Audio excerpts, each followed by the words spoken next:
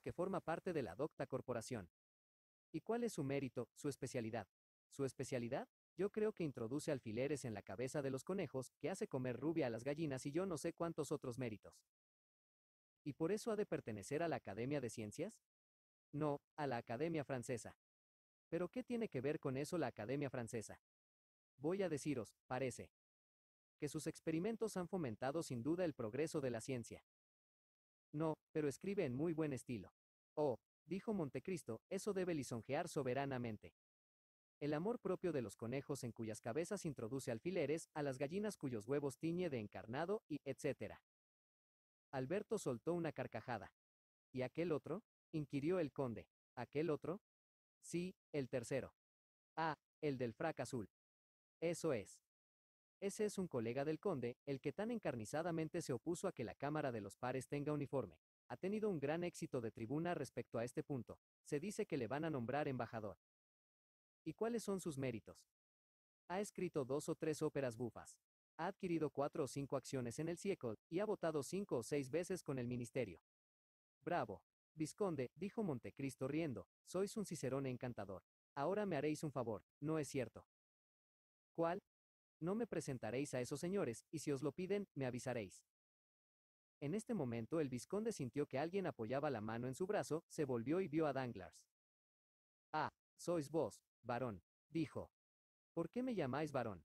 Dijo Danglars, bien sabéis que no use mi título. No soy como vos, vizconde, vos lo usáis, no es verdad. Desde luego, respondió Alberto, porque si no fuese vizconde no sería nada, mientras que vos, aunque sacrifiquéis vuestro título de varón, siempre quedaréis millonario. Ese título me parece el más hermoso, en estos tiempos por lo menos, dijo Danglars. Por desgracia, dijo Montecristo, no dura tanto ese título como el de barón, el de par de Francia o el de académico. Díganlo si no los millonarios de Frank y Polmaum, de Frankfurt, que acaban de quebrar. ¿Cómo? Dijo Danglars palideciendo. Esta tarde he recibido la noticia. Yo tendría aproximadamente 1 millón en su casa, pero, habiendo sido avisado a tiempo, exigí el reembolso hará un mes. Ah, Dios mío, dijo Danglars, por lo menos me hacen perder 200.000 francos. Pero ya estáis avisado, su firma vale un 5%. Sí, pero avisado demasiado tarde, dijo Danglars, he hecho honor a su firma. Bueno, dijo Montecristo, juntando esos 200.000 francos con... Chist, silencio. Dijo Danglars, no habléis de esas cosas, y acercándose a Montecristo, sobre todo delante de Cavalcanti hijo, añadió el banquero, que al pronunciar estas palabras se volvió sonriendo hacia el joven. Morcerf se separó del conde para ir a hablar con su madre. Danglars le dejó también para ir a saludar a Cavalcanti hijo. Montecristo se quedó solo un instante. El calor era excesivo. Los criados circulaban por los salones con bandejas cargadas de dulces, frutas y helados. Montecristo se enjugó con su pañuelo el rostro bañado en sudor, pero se retiró cuando el criado le presentó una bandeja y no tomó nada para refrescarse.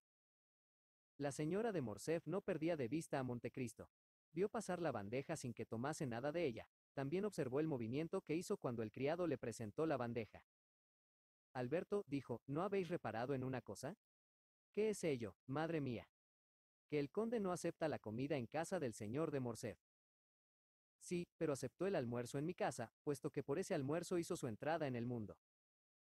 Vuestra casa no es la del conde, murmuró Mercedes, y desde que está aquí, no le pierdo de vista. ¿Y qué? Que no ha tomado nada. El conde es muy sobrio. Mercedes se sonrió tristemente. Acercaos a él, y a la primera bandeja que pase, insistid. ¿Por qué motivo, madre mía? Hacedme ese favor, Alberto, dijo Mercedes. Alberto besó la mano de su madre y fue a colocarse junto al conde. Pasó otra bandeja cargada como las precedentes. Alberto insistió aún, tomó un helado y se lo presentó, pero rehusó obstinadamente. Alberto volvió al lado de su madre, la condesa estaba muy pálida. Y bien, dijo, ya veis cómo no ha querido tomar nada. Sí, pero ¿por qué os preocupa esto tanto? Bien lo sabéis, Alberto, las mujeres somos muy singulares. Hubiera visto con placer tomar al conde algo en mi casa, aunque no fuese más que un grano de granada. Quizá no esté al corriente de las costumbres francesas, tal vez tiene preferencia por alguna cosa. Oh, no, no, yo le he visto en Italia comer de todo, sin duda está indispuesto esta noche. Oh, tal vez, dijo la condesa, como ha habitado siempre climas ardientes, es menos sensible que cualquier otro al calor. No lo creo así, porque se quejaba de que se ahogaba de calor, y preguntaba por qué no han abierto las celosías, puesto que han abierto las ventanas. En efecto, dijo Mercedes, ese es un medio de asegurarme si esa abstinencia es algo premeditado o no. Y salió del salón.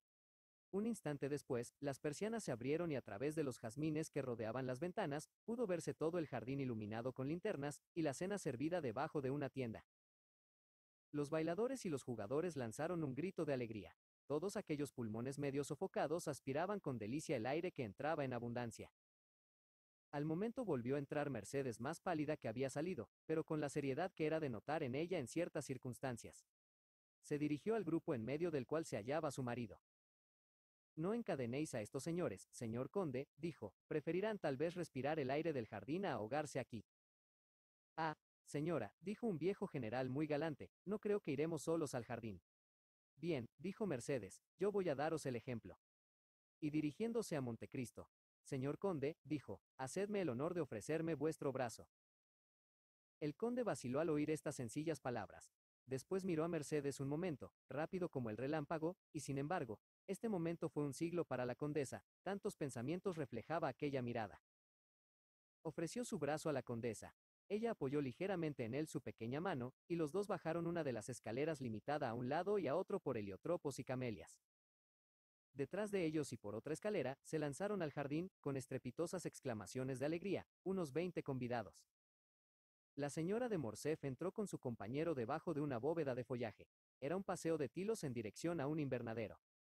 Hacía mucho calor en el salón, ¿no es verdad, señor conde? Dijo. Sí, señora, y vuestra idea de abrir las puertas y las ventanas ha sido excelente. Al decir estas palabras, el conde notó que la mano de Mercedes temblaba. Pero vos, dijo, con ere vestido tan ligero y con el cuello al aire, tendréis frío, sin duda. ¿Sabéis a dónde os llevo? Dijo la condesa, sin responder a la pregunta de Montecristo. No, señora, dijo este, pero ya veis que no hago ninguna resistencia. Al invernadero, que está al final del paseo que seguimos. El conde miró a Mercedes como para interrogarla, pero ella siguió su camino sin decir nada, y Montecristo permaneció callado. Llegaron al lugar indicado, lleno de flores y frutas magníficas, que desde el principio de julio, llegaban a su madurez bajo aquella temperatura calculada siempre para reemplazar el calor del sol. La condesa soltó el brazo de Montecristo y fue a coger de una parra un racimo de uva moscatel.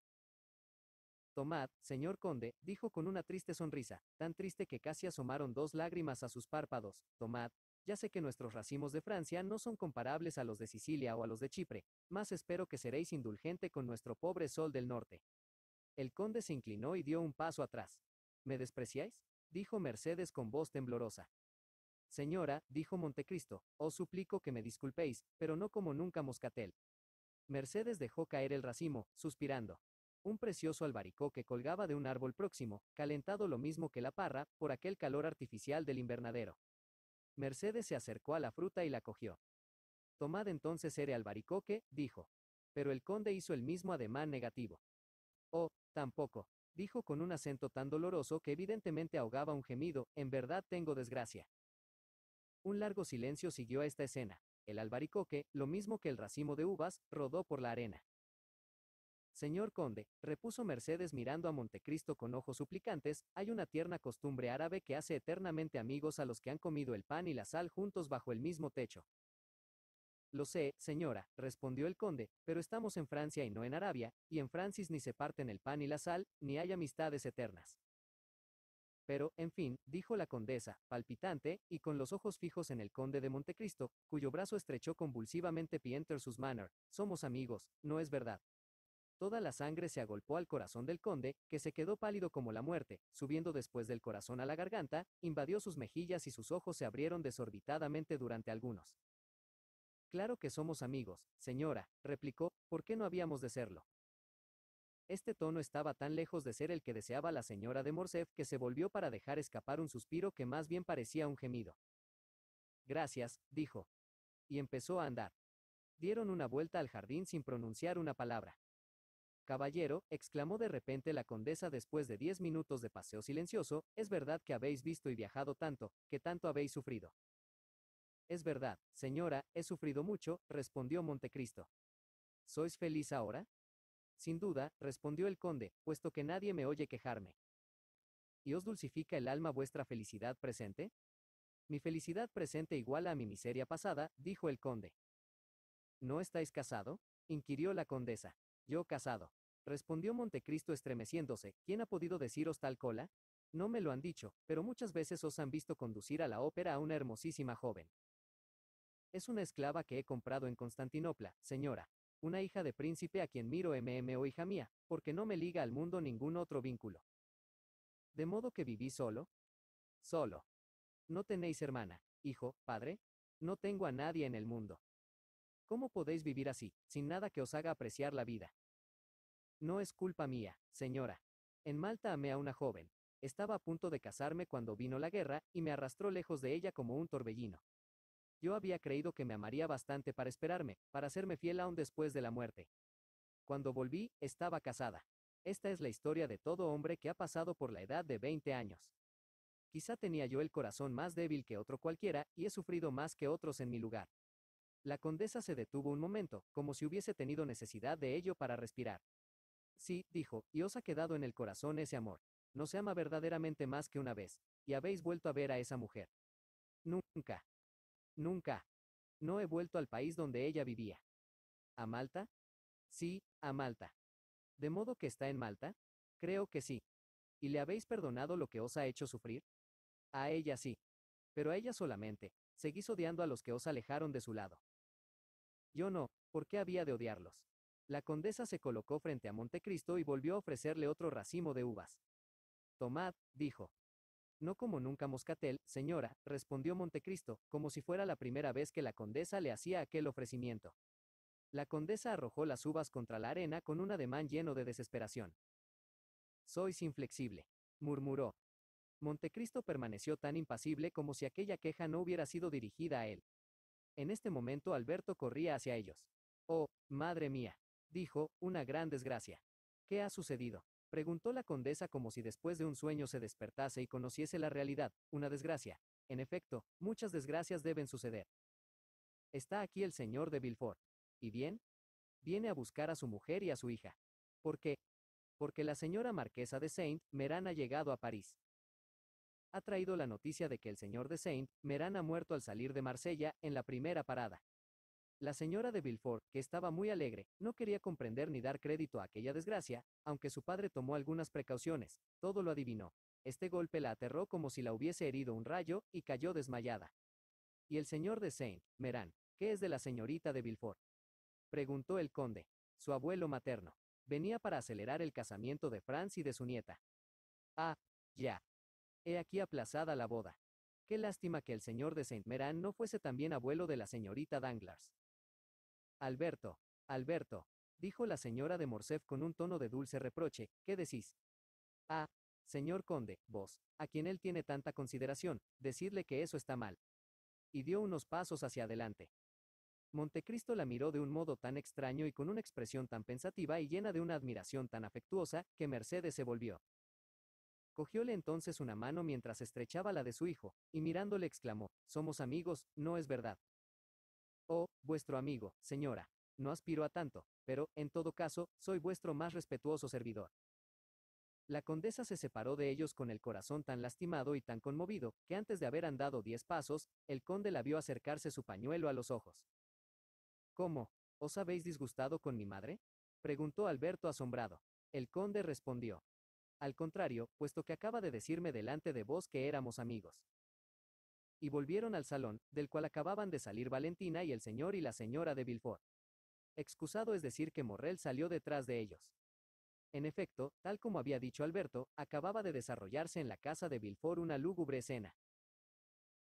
Después de la partida de las dos mujeres para el baile, a donde por más que insistió la señora de Villefort, no pudo hacer que su marido la acompañase, el procurador del rey se había encerrado, como acostumbraba, en su despacho, adornado de estantes de libros que hubieran espantado a cualquier otro, pero que en sus tiempos apenas bastaban a satisfacer su apetito de hombre estudioso. Pero esta vez los libros eran inútiles, pues Villefort no se encerraba para estudiar, sino para reflexionar, y una vez cerrada la puerta y dada la orden de que no le incomodasen sino para asuntos de importancia, se sentó en un sillón y empezó a repasar otra vez en su memoria todo lo que, después de 7 a 8 días, hacía derramarse la copa de sus sombríos pesares y de sus amargos recuerdos. Entonces, en vez de atacar a los libros amontonados en derredor suyo, abrió un cajón de su bufete, tocó un resorte y sacó una infinidad de cuadernos con sus notas personales, manuscritos preciosos, entre los cuales había clasificado y anotado con cifras, conocidas de él solo, los nombres de todos los que en su carrera política, en sus asuntos de intereses, en sus persecuciones o en sus misteriosos amores se habían hecho enemigos suyos. El número era formidable, y, sin embargo, todos aquellos hombres, por poderosos y terribles que fuesen, le habían hecho sonreírse más de una vez, como se sonríe el viajero que desde la elevada cumbre de la montaña mira a sus pies los agudos picachos, los caminos impracticables y los bordes de los precipicios, junto a los cuales ha tenido que caminar largo tiempo para llegar a ella. Cuando hubo repasado en su memorial todos estos nombres, cuando los hubo leído y vuelto a leer, estudiado y comentado, movió la cabeza a un lado y a otro.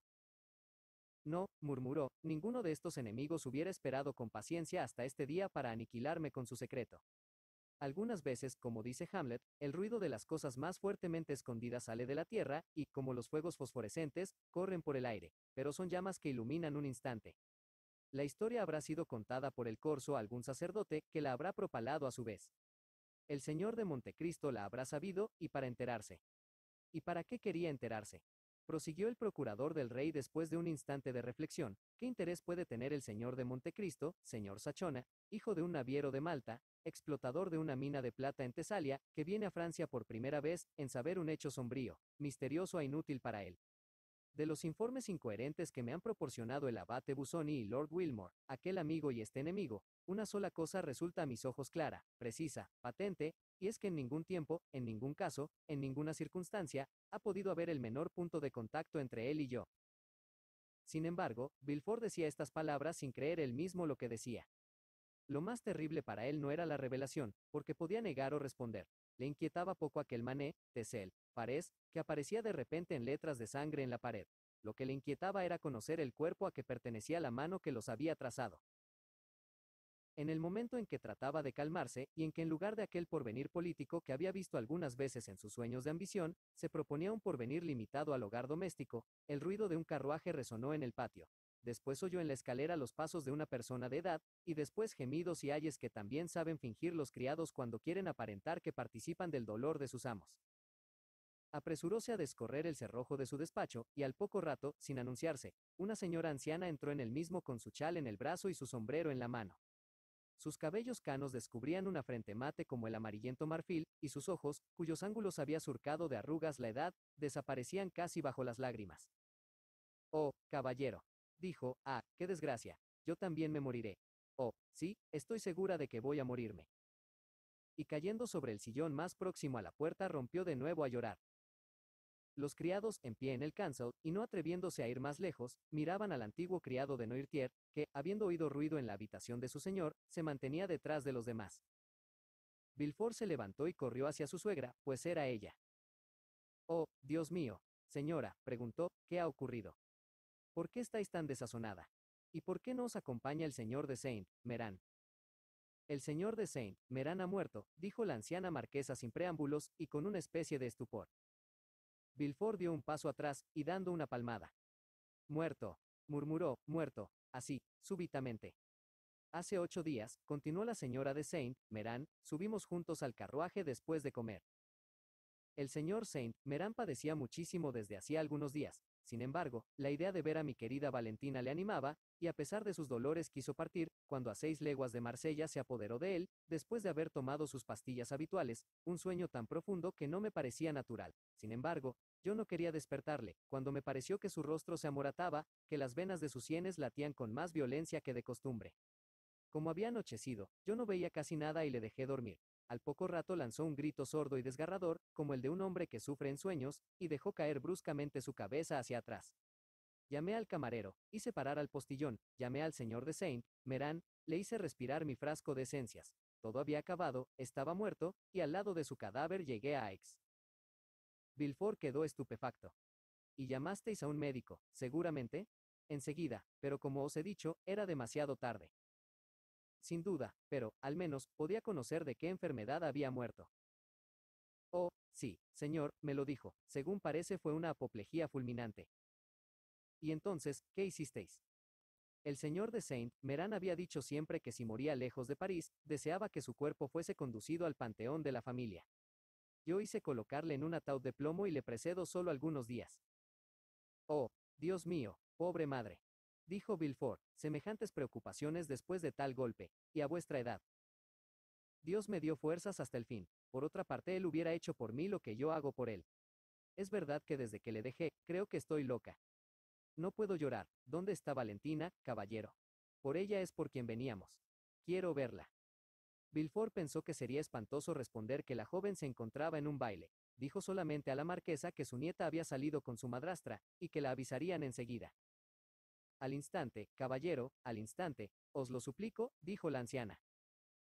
Villefort tomó del brazo a la señora de Saint-Méran y la condujo a su habitación.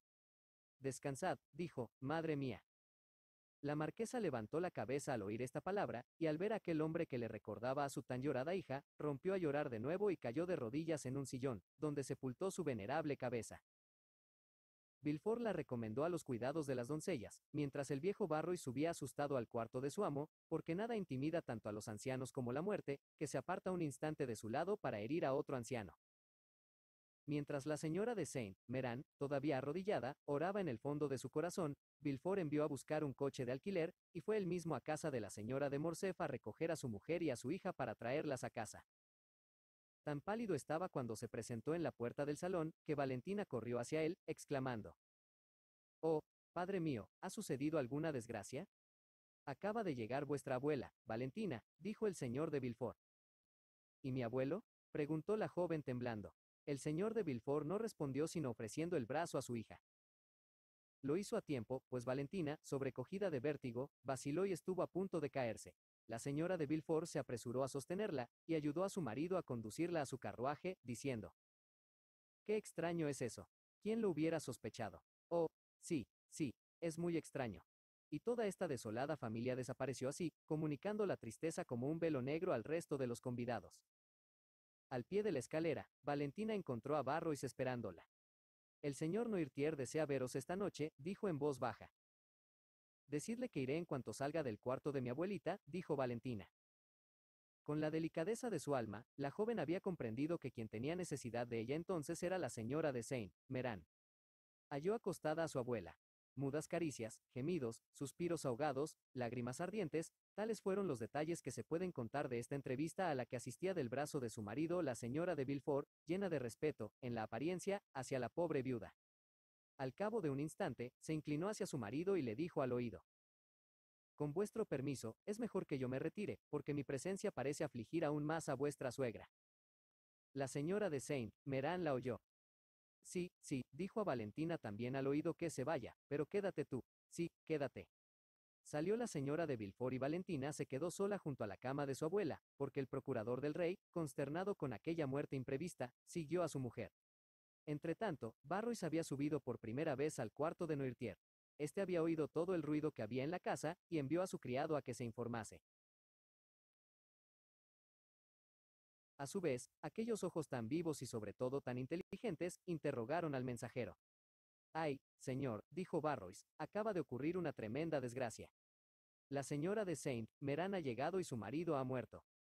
El señor de Saint-Méran y Noirtier no habían estado nunca unidos por los lazos de una gran amistad. No obstante, ya se sabe el efecto que produce siempre en un anciano el anuncio de la muerte de otro. Noirtier dejó caer la cabeza sobre el pecho como un hombre abatido o pensativo, y después cerró un ojo solo. «¿La señorita Valentina?», dijo Barrois. Noirtier hizo señas afirmativas. «Está en el baile, el señor lo sabe bien, puesto que vino a despedirse de vos con su precioso vestido». Noirtier cerró de nuevo el ojo izquierdo. «Sí, queréis verla». El anciano hizo ver que esto era lo que deseaba. «Entonces, voy a buscarla, estará sin duda en casa del señor de Morcerf. La esperaré hasta que salga, le diré que queréis hablarle, ¿no es esto?».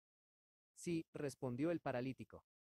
Barrois esperó que volviese Valentina, y como hemos visto, le comunicó el deseo de su abuelo. Valentina subió, pues, al cuarto de Noirtier cuando salió de las habitaciones de la señora de Saint-Méran, que aún muy agitada, sucumbió a la fatiga y quedóse dormida con un sueño febril. Habían acercado al alcance de su brazo una mesita, sobre la que había un gran jarro de naranjada y un vaso. Como hemos dicho, la joven subió al cuarto del señor Noirtier tan pronto como abandonó la estancia de la marquesa. Valentina abrazó al anciano, que la miró con tanta ternura, que la joven sintió de nuevo anegarse sus ojos en lágrimas. El anciano insistía con su mirada. Sí, sí, dijo Valentina, tú quieres decir que todavía me queda un abuelo, ¿no es verdad? El anciano respondió que esto era justamente lo que quería decir. Ay, repuso Valentina, a no ser así, ¿qué sería de mí? Era la 1 de la madrugada. Barrois, que deseaba acostarse, hizo observar que después de una noche tan dolorosa, todo el mundo tenía necesidad de reposo. El anciano no quiso decir que el reposo suyo era ver a su nieta. Despidió a Valentina, a quien efectivamente el dolor y la fatiga daban un aire de sufrimiento. Al día siguiente, al entrar a ver a su abuela, encontró a esta en la cama. La fiebre no se había calmado. Al contrario, un fuego sombrío brillaba en los ojos de la anciana marquesa, y parecía poseída de una violenta irritación nerviosa. Oh, Dios mío, mamá, ¿sufrís mucho? Exclamó Valentina percibiendo todos estos síntomas de agitación. No, hija mía, no, dijo la señora de Saint Meran, pero esperaba con impaciencia que hubieseis llegado para mandar llamar a lo padre. ¿A mi padre? Preguntó Valentina con inquietud. Sí, quiero hablarle. Valentina no se atrevió a oponerse al deseo de su abuela, cuya causa ignoraba, y un instante después entró Villefort. Caballero, dijo la señora de Saint Meran, sin más preámbulos, y como si temiese que le había de faltar tiempo, se trata, me habéis dicho, de casar a mi nieta. Sí, señora, respondió Villefort, es más que un proyecto, es ya una cosa formal. ¿Vuestro yerno es el señor Franz de Epinay? Sí, señora. Es hijo del general Epinay, que era de los nuestros, y que fue asesinado algunos días antes de que el usurpador volviese de la isla de Elba. Ese mismo. ¿No le repugna esa alianza con la nieta de un jacobino? Nuestras discrepancias civiles se han desvanecido felizmente, madre, dijo Villefort, el señor de Epinay era muy niño cuando murió su padre, conoce muy poco al señor Noirtier, y le verá, si no con placer, con indiferencia al menos. ¿Es un buen partido? Bajo todos los conceptos. El joven. Goza de general consideración. ¿Es decoroso? Es uno de los hombres más distinguidos que conozco. Durante esta conversación Valentina había permanecido silenciosa. Y bien, caballero, dijo tras unos minutos de reflexión la señora de Saint Meran, es preciso que os deis prisa, porque me quedan pocos momentos de vida. A vos, señora, a vos, mamá, exclamaron a un tiempo Villefort y Valentina. Yo sé lo que me digo, repuso la marquesa, es preciso que os deis prisa, a fin de que, no teniendo madre, tenga al menos a su abuela para bendecir su unión. Yo soy la única que le queda por parte de mi pobre Renata, a quien tan pronto habéis olvidado. Ah, señora, dijo Villefort, ¿no conocéis que era preciso dar una madre a esta pobre niña, que había perdido a la suya? Una madrastra no es una madre, caballero. Pero no se trata ahora de esto, se trata de Valentina, dejemos en paz a los muertos. Todo esto había sido dicho con tal acento, que había algo que se asemejaba a los síntomas de un delirio. Se hará como deseáis, señora, dijo Villefort, y tanto más, cuanto que vuestro deseo está de acuerdo con el mío, y en cuanto llegue el señor de Epinay a París. Mamá, dijo Valentina, las murmuraciones, el luto reciente. ¿Queréis, en fin, celebrar una boda bajo tan tristes auspicios? Hija mía, interrumpió vivamente la abuela, no me dé esas razones que impiden a los espíritus débiles tener un porvenir feliz. Yo también he sido casada en el lecho de la muerte de mi madre, y no he sido desgraciada por eso. Siempre esa idea de muerte, señora, replicó Villefort. Siempre. Os digo que voy a morir, ¿me escucháis? Pues bien, antes de morir quiero haber visto a mi yerno. Quiero mandarle que haga feliz a mi nieta. Quiero ver en sus ojos si piensa obedecerme. Quiero conocerle, en fin, sí. Prosiguió la anciana con una expresión espantosa, para venir a buscarle desde el fondo de mi tumba si no hace lo que debe. Señora, dijo Villefort, es preciso que alejéis esas ideas exaltadas que casi rayan en locura. Los muertos, una vez colocados en su tumba, duermen sin despertarse jamás. Oh, sí, sí, mamá, cálmate, dijo Valentina. Y yo, caballero, os digo que no es como vos creéis. Esta noche he dormido y he tenido un sueño terrible, porque dormía como si mi alma hubiese salido ya del cuerpo. Mis ojos, que me esforzaba por abrir, se cerraban a mi pesar, y no obstante yo sé bien que esto os parecerá imposible, a vos sobre todo. Pues bien, con mis ojos cerrados he visto en el mismo sitio en que estáis y viniendo del ángulo donde hay una puerta que comunica con el gabinete tocador de la señora de Villefort. He visto entrar sin ruido una forma blanca. Valentina lanzó un grito. Era la fiebre que os agitaba, dijo Villefort.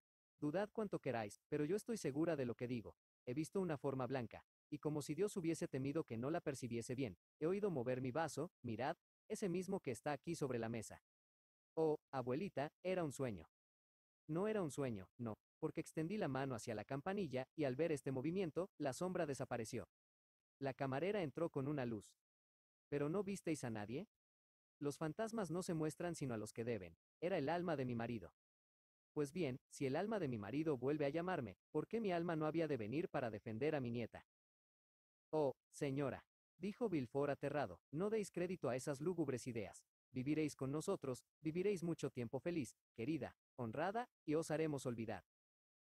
Jamás, jamás, jamás, dijo la marquesa. ¿Cuándo vuelve el señor de Épinay? Le estamos esperando de un momento a otro. Está bien, en cuanto llegue, avisadme. Apresurémonos, apresurémonos. Además, quisiera que viniese un notario para asegurarme de que todos nuestros bienes irán a parar a Valentina. Oh, madre mía, murmuró Valentina, apoyando sus labios sobre la abrasada frente de su abuela, ¿queréis que muera? Dios mío, tenéis fiebre.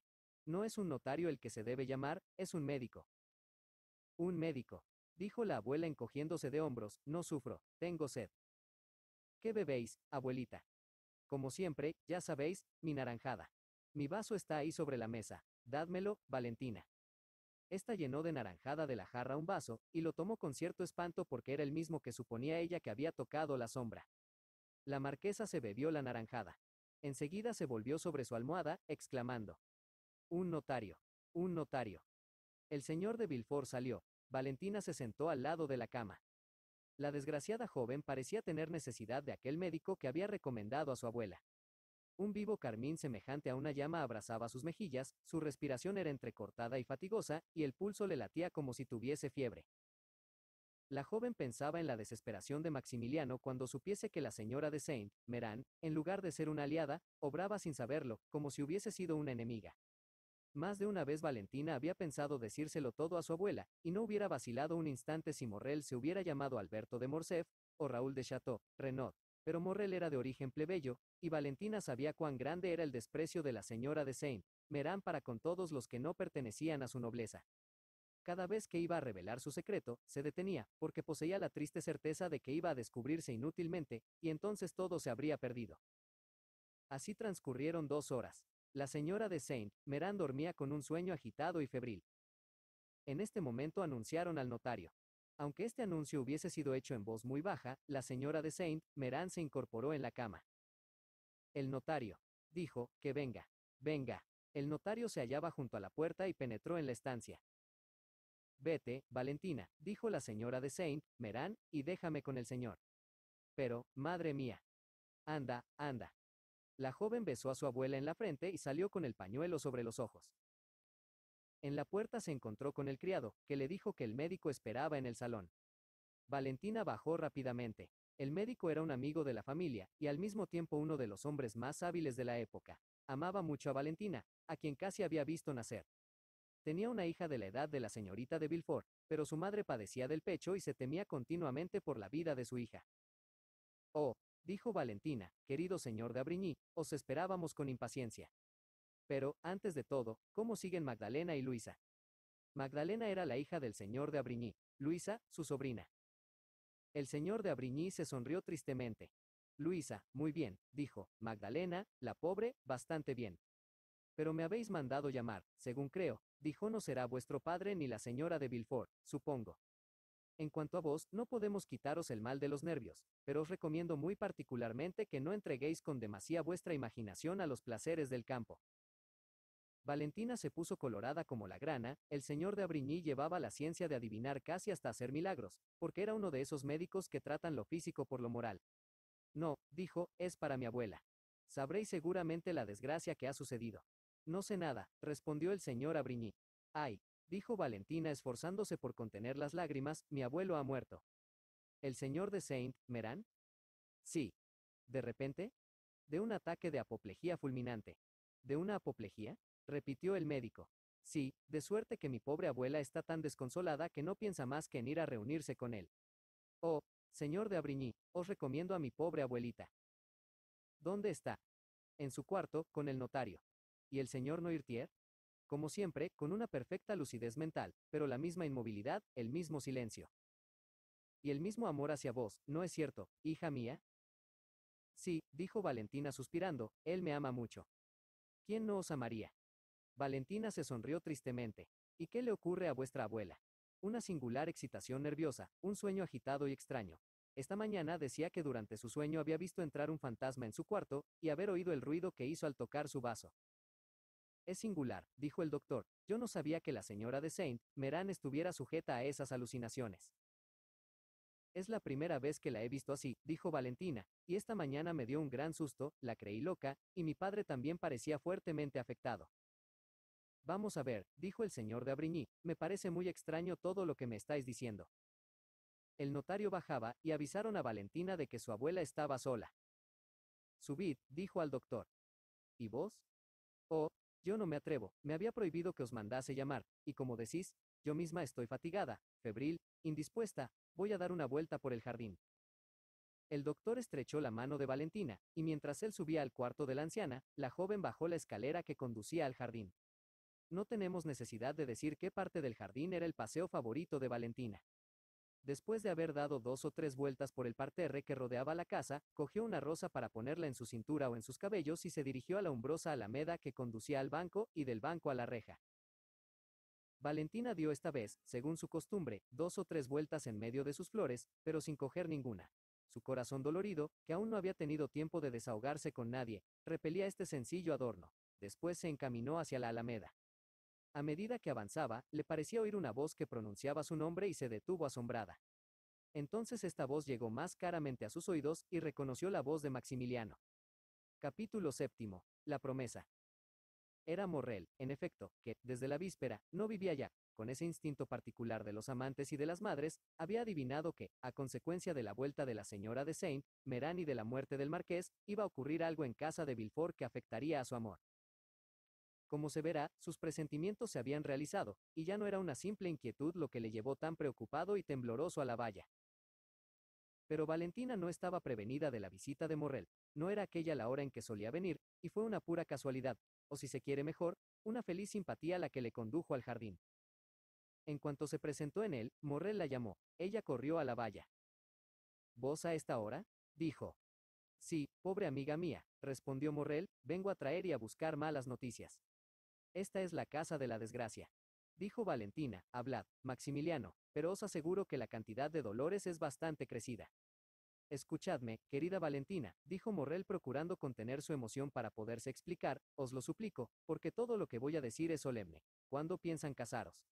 Escuchad, dijo a su vez Valentina, no quiero ocultaros nada, Maximiliano.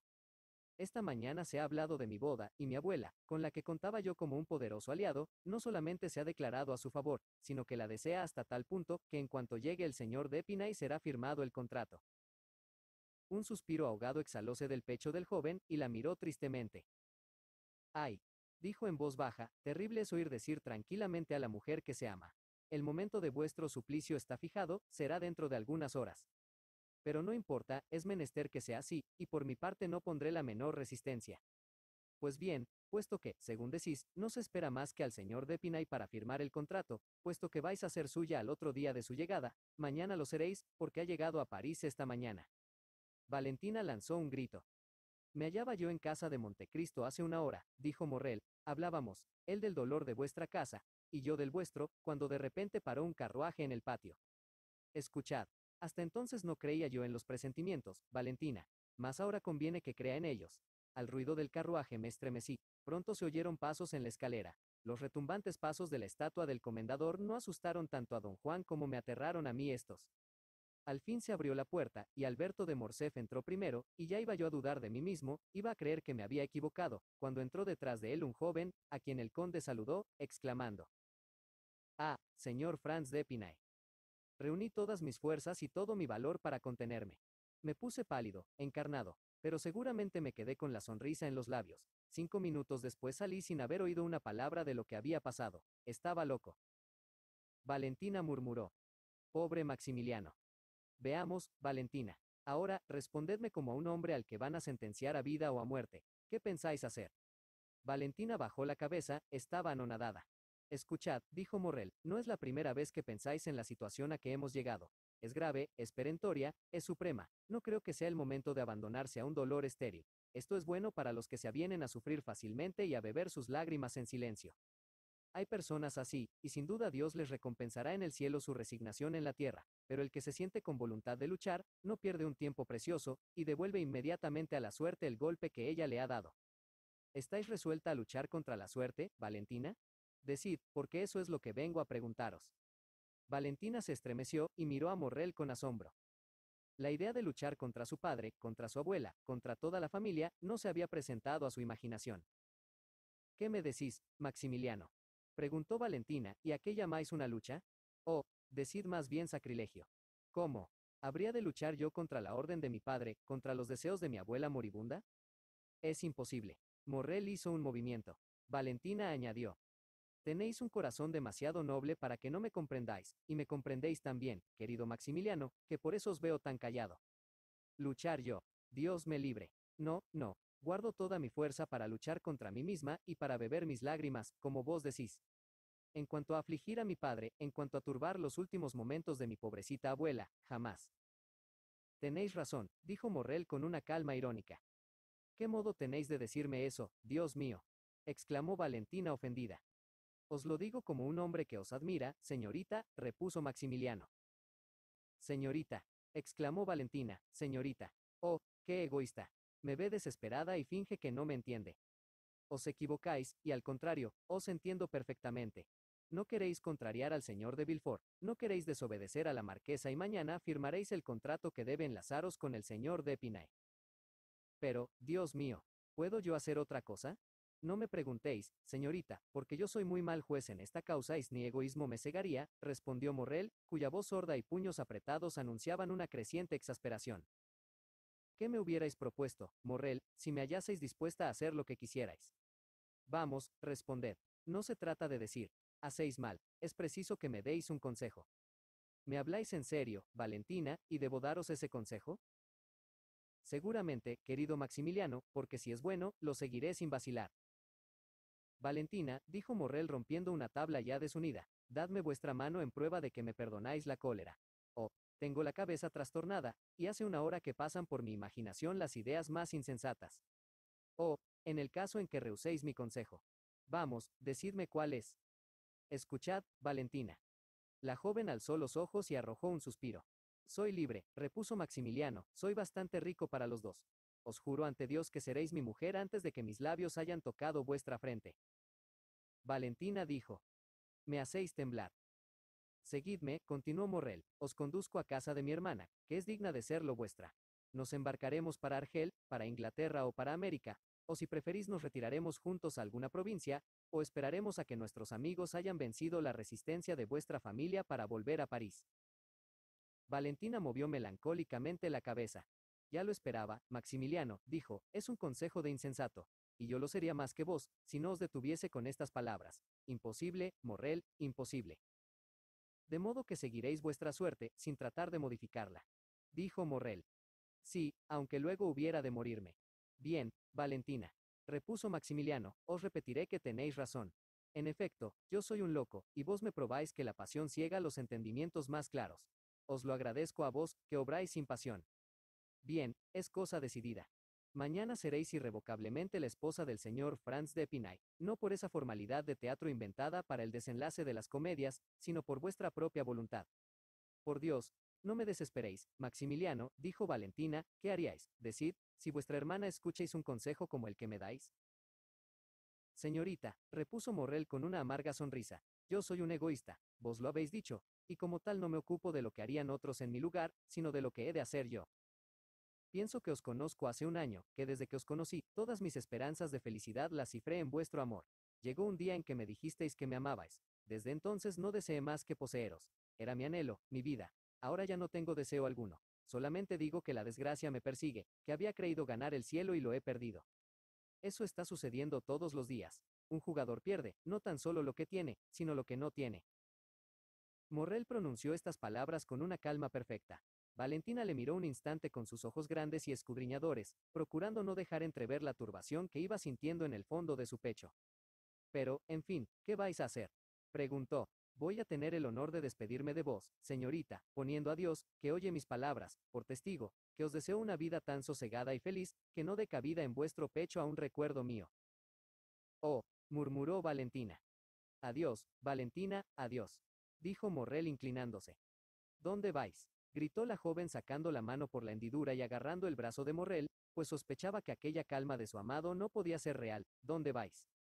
Voy a tratar de no causar un nuevo trastorno a vuestra familia, y a dar un ejemplo que podrán seguir todos los hombres honrados que se encuentren en mi situación.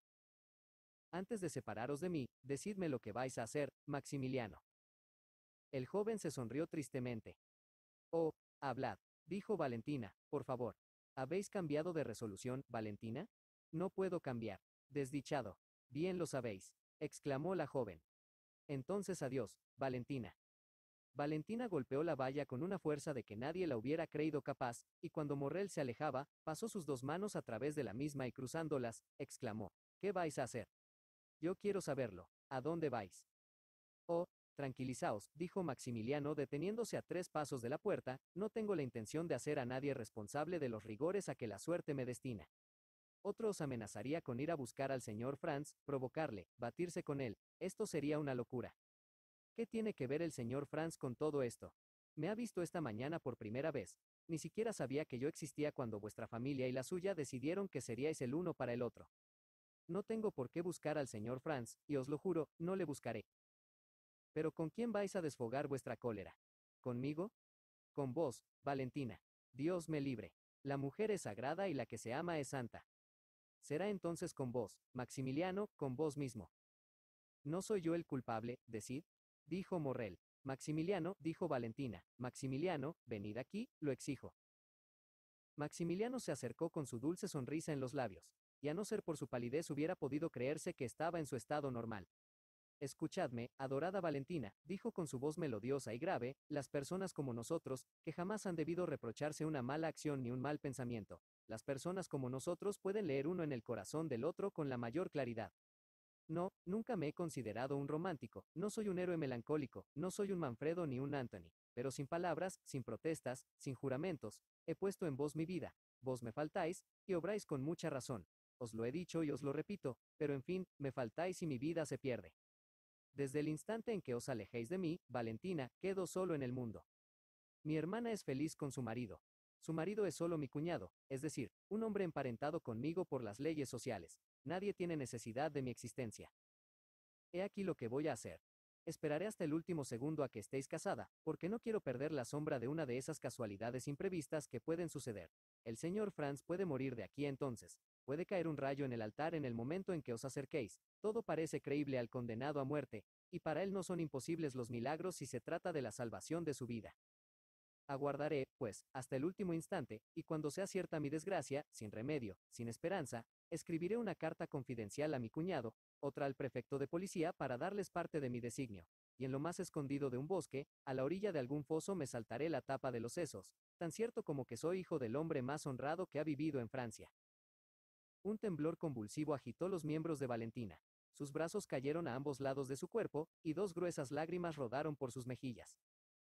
El joven permaneció delante de ella, sombrío y resuelto. Oh, por piedad, dijo, ¿viviréis? No es verdad. No, por mi honor, dijo Maximiliano, pero ¿qué os importa? Vos haréis vuestro deber y no os remorderá la conciencia. Valentina cayó de rodillas oprimiéndose el corazón, que parecía querer salírsele del pecho. Maximiliano, dijo, Maximiliano, mi amigo, mi hermano sobre la tierra, mi verdadero esposo en el cielo, lo suplico, imítame, vive con el sufrimiento, tal vez llegará un día en que nos veamos reunidos. Adiós, Valentina, repitió Morrel. Dios mío, dijo Valentina levantando sus dos manos al cielo con expresión sublime, ya veis que he hecho cuanto he podido por permanecer siempre hija sumisa. No he escuchado mis súplicas, mis ruegos, mis lágrimas. Pues bien, continuó enjugándose las lágrimas y recobrando su firmeza, pues bien, no quiero morir de remordimiento, quiero morir de vergüenza. Viviréis, Maximiliano, y no seré de nadie sino de vos. ¿A qué hora? ¿Cuándo? ¿En este momento? Hablad, mandad, estoy pronta. Morrel, que había dado de nuevo algunos pasos para alejarse, volvió, y pálido de alegría, el corazón palpitante de gozo, extendiendo al través de la valla sus dos manos hacia la joven. Valentina, dijo, querida amiga, no me habéis de hablar así, o si no dejadme morir. ¿Por qué os he de deber a la violencia, si me amáis como yo os amo? Me obligáis a vivir por humanidad, eso es todo lo que hacéis, en tal caso prefiero morir. Después de todo, murmuró Valentina, ¿quién me ama en el mundo? ¿Quién me ha consolado de todos mis dolores? ¿En quién reposan mis esperanzas? ¿En quién se fija mi extraviada vista? ¿Con quién se desahoga mi afligido corazón? En él, siempre él. Tienes razón, Maximiliano, lo seguiré, huiré de la casa paterna. Oh, qué ingrata soy, exclamó Valentina sollozando. Me olvidaba de mi abuelo Noirtier. No, dijo Maximiliano, no le abandonarás. El señor de Noirtier ha parecido experimentar alguna simpatía hacia mí, y antes de huir se lo dirás todo. Su consentimiento lo servirá de escudo, y una vez casados vendrá a vivir con nosotros. En lugar de un hijo tendrá dos. Tú me has dicho el modo con que os habláis, pues yo aprenderé pronto el tierno lenguaje de los signos, sí, Valentina. Oh, lo juro, en lugar de la desesperación que nos aguarda, lo prometo la felicidad. Oh, mira, Maximiliano, mira si es grande el poder que ejerce sobre mí, que me haces casi creer en lo que dices, a pesar de que es insensato, porque mi padre me maldecirá. Le conozco bien, y sé que es inflexible, nunca perdonará. Así, pues, escúchame, Maximiliano. Si por artificio, por súplicas, por un accidente, qué sé yo, en fin, si por un medio cualquiera puedo retrasar el casamiento, esperarás, no es verdad. Sí, lo juro, como jures tú también que ese espantoso casamiento no se efectuará, y aunque lo arrastren delante del magistrado, delante del sacerdote, dirás que no. Te lo juro, Maximiliano, por lo más sagrado que hay para mí, por mi madre. Esperemos, pues, dijo Morrel. Sí, esperemos, dijo Valentina, que al oír esta palabra dio un suspiro de alivio. Hay tantas cosas que pueden salvar a unos desgraciados como nosotros. En ti confío, Valentina, dijo Morrel, todo lo que hagas estará bien, pero si son desgraciadas tus súplicas, si lo padre, si la señora de Saint-Méran exigen que el señor Dépinay sea llamado mañana para firmar el contrato. Tienes mi palabra, Morrel. En lugar de firmar, vendré a buscarte y huiremos, pero desde ahora hasta entonces no tentemos a Dios, Morrel. No nos veamos, ha sido un milagro que hasta ahora no nos hayan visto. Si nos sorprendiesen, si supieran cómo nos vemos, no tendríamos ningún recurso.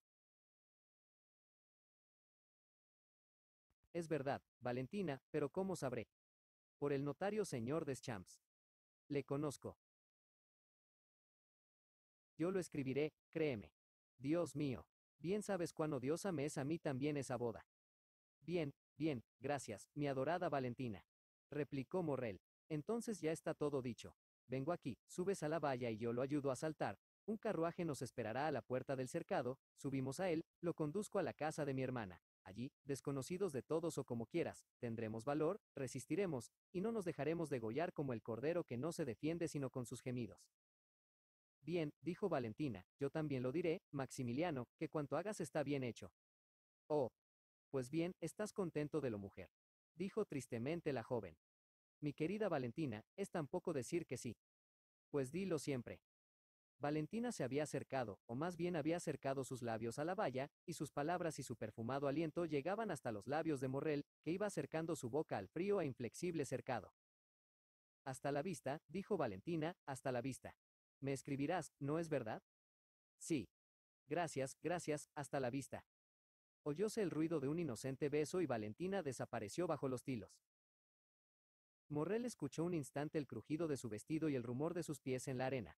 Levantó los ojos al cielo con una expresión inefable de felicidad, como para dar gracias al divino Creador, que permitía fuese amado de aquella manera, y desapareció a su vez. Entró en su casa y esperó toda la tarde y todo el día siguiente sin recibir nada. A las 2, y cuando se dirigía a casa del señor Deschamps, notario, recibió por fin por la estafeta un billete que sin duda era de Valentina, aunque nunca había visto su letra. Lágrimas, súplicas, ruegos, todo inútil. Ayer, por espacio de 2 horas estuve en la iglesia de San Felipe de Rule, y por espacio de 2 horas recé con toda mi alma. Dios es insensible como los hombres, y el contrato se firma esta noche a las 9. No tengo más que una palabra, como no tengo más que un corazón, Morrel. Os he dado esa palabra y el corazón es vuestro. Vuestra mujer. Valentina de Villefort. Me amaréis mucho, ¿no es verdad, Morrel? Mucho, pare hacerme olvidar que la he abandonado en este estado. Creo que ocultan a papá Noirtier que el contrato se firma esta noche a las 9. Morrel no se limitó a los informes que le diera Valentina, fue a casa del notario, que le aseguró la noticia de que el contrato se firmaba aquella noche a las 9. Luego pasó a ver a Montecristo. Allí supo más detalles. Franz había ido a anunciarle aquella solemnidad. La señora de Villefort había escrito al conde para suplicarle que la disculpase si no le invitaba, pero la muerte del señor de Saint-Méran y el estado en que se hallaba su viuda esparcía sobre aquella reunión un velo de tristeza con el que no quería oscurecer la frente del conde, al cual deseaba toda especie de felicidad. Franz Zapf ha sido presentado el día anterior a la señora de Saint-Méran, que se levantó para esta presentación, volviendo a acostarse enseguida. Morrel se hallaba presa de una agitación que no podía escapar a una mirada tan penetrante como la del conde. Así, pues, Montecristo se mostró con él más afectuoso que nunca, tanto que 2 o 3 veces estuvo Maximiliano a punto de decírselo todo. Pero se acordó de la promesa formal dada a Valentina, y su secreto no salió de su corazón. El joven volvió a leer 20 veces la misiva. Era la primera vez que le escribía, y en qué ocasión. Cada vez que la leía, juraba 20 veces hacer feliz a Valentina. En efecto, ¿qué autoridad tiene la joven que tome una resolución tan peligrosa? ¿Qué abnegación no merece de parte de aquel a quien todo se ha sacrificado? ¿Cuán digna es del culto de su amante? Es la reina y la mujer, y no se tiene bastante con un alma para darle gracias y adorarla. Aquí estoy, Maximiliano, ayudadme a subir a la tapia. Todo estaba preparado para la fuga. 2 escalas habían sido guardadas en la choza de la huerta. Un cabriolé, que debía conducir a Maximiliano, esperaba. Ni criados, ni luz. Al doblar la primera esquina, se encenderían las linternas, porque podían muy bien caer en manos de la policía. De vez en cuando se estremecía. Pensaba en el momento en que, al lado de aquella cerca, protegería la bajada de Valentina, y sentiría, temblorosa y abandonada en sus brazos, aquella de quien aún no había estrechado más que una mano. Pero al llegar la tarde, cuando vio acercarse la hora, sintió una gran necesidad de estar solo. Su sangre le hervía en las venas, las simples preguntas, la sola voz de un amigo le habrían irritado. Se encerró en su cuarto procurando leer, pero su mirada se deslizaba sobre las páginas sin comprender nada, y acabó por tirar el libro contra el suelo, para dibujar por segunda vez su piano, sus escalas y su huerta. Al fin se acercó la hora. El caballo y el cabriolé fueron ocultados detrás de una cabaña arruinada en la que Morrel solía esconderse. Poco a poco el día fue declinando, y los árboles desapareciendo entre las sombras. Entonces salió de su escondite, y con el corazón palpitante fue a mirar por la tapia. Aún no había nadie. Las 8:30 dieron. Estuvo esperando una media hora. Se paseaba de un lado a otro, y de vez en cuando iba a mirar por la rendija de las tablas. La casa que se vislumbraba a través de los árboles permanecía oscura, y no presentaba ninguno de los aspectos que acompañan a un acontecimiento tan importante como el de firmar un contrato de matrimonio. Consultó su reloj, que señalaba las 10 menos cuarto, pero pronto conoció su error, cuando el reloj de la iglesia dio las 9:30. Ya era media hora más del término fijado. Valentina le había dicho que a las 9 menos cuarto. Este fue el momento más terrible para el corazón del joven, para el cual cada segundo que transcurría era un nuevo tormento. El más débil ruido de las hojas, el menor silbido del viento, le hacían sudar y estremecerse. Entonces, con mano convulsiva agarraba la escala, y para no perder tiempo, ponía el pie en el primer escalón. En medio de estos temblores, en medio de estas crueles alternativas de temor y de esperanza, dieron las 10 en el reloj de San Felipe de Rule. Oh, murmuró Maximiliano con terror, es imposible que dure tanto firmar el contrato, a menos que haya habido algún suceso imprevisto. Ya he calculado el tiempo que duran todas las formalidades, algo ha ocurrido. Y unas veces se paseaba con agitación por delante de la cerca, otras iba a apoyar su ardorosa frente sobre el hierro helado. ¿Se habría desmayado Valentina durante o después del contrato? ¿O habría sido detenida en su fuga? Estas eran las 2 hipótesis que bullían sin cesar en el cerebro del joven. La idea que al fin llegó a obsesionarle fue la de que a la joven, en medio de su fuga, le habían faltado las fuerzas y había caído desmayada en una de las alamedas del jardín. Oh, si así fuera, exclamó lanzándose sobre la escala, la perdería y sería por mi culpa. El demonio que le había soplado al oído este pensamiento no le abandonó, y siguió atormentándole con esa tenacidad que hace que ciertas dudas, al cabo de un instante y a fuerza de pensar en ellas, se conviertan en certeza. Sus ojos, que procuraban penetrar la oscuridad creciente, creían ver bajo los sombríos árboles una forma humana. Morrel se atrevió a llamar, imaginóse oír un quejido inarticulado. Dieron las 10:30. Era imposible esperar más tiempo. Las sienes de Maximiliano latían violentamente. Espesas nubes pasaban por sus ojos. Al fin trepó por la escalera, subió a la cerca y de un salto estuvo en el jardín. Estaba en casa de Villefort, acababa de entrar en ella por escalamiento. Pensó un instante en las consecuencias que podría tener una acción semejante, pero no había tiempo para retroceder. Anduvo unos 10 pasos hasta internarse en una alameda. En un minuto se plantó al extremo de ella. Desde allí se descubría la casa.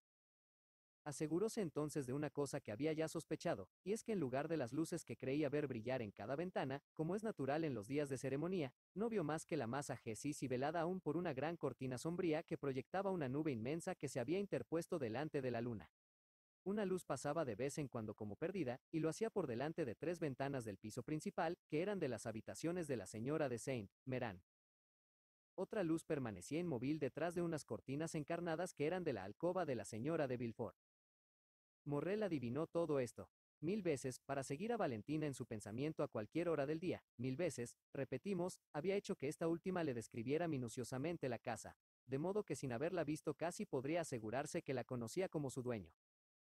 El joven se asustó todavía más de aquella oscuridad y del silencio que de la ausencia de Valentina. Despavorido, loco de dolor, decidido a arrostrarlo todo por volver a ver a Valentina y asegurarse de la desgracia que presagiaba, cualquiera que fuese, llegó a una plazoleta, la que conducía a la Alameda, y se disponía a atravesar con toda rapidez posible el parterre, completamente descubierto, cuando un rumor de voces bastante lejano aún, pero aproximado por el viento, llegó a sus oídos. Al oírlo dio un paso atrás.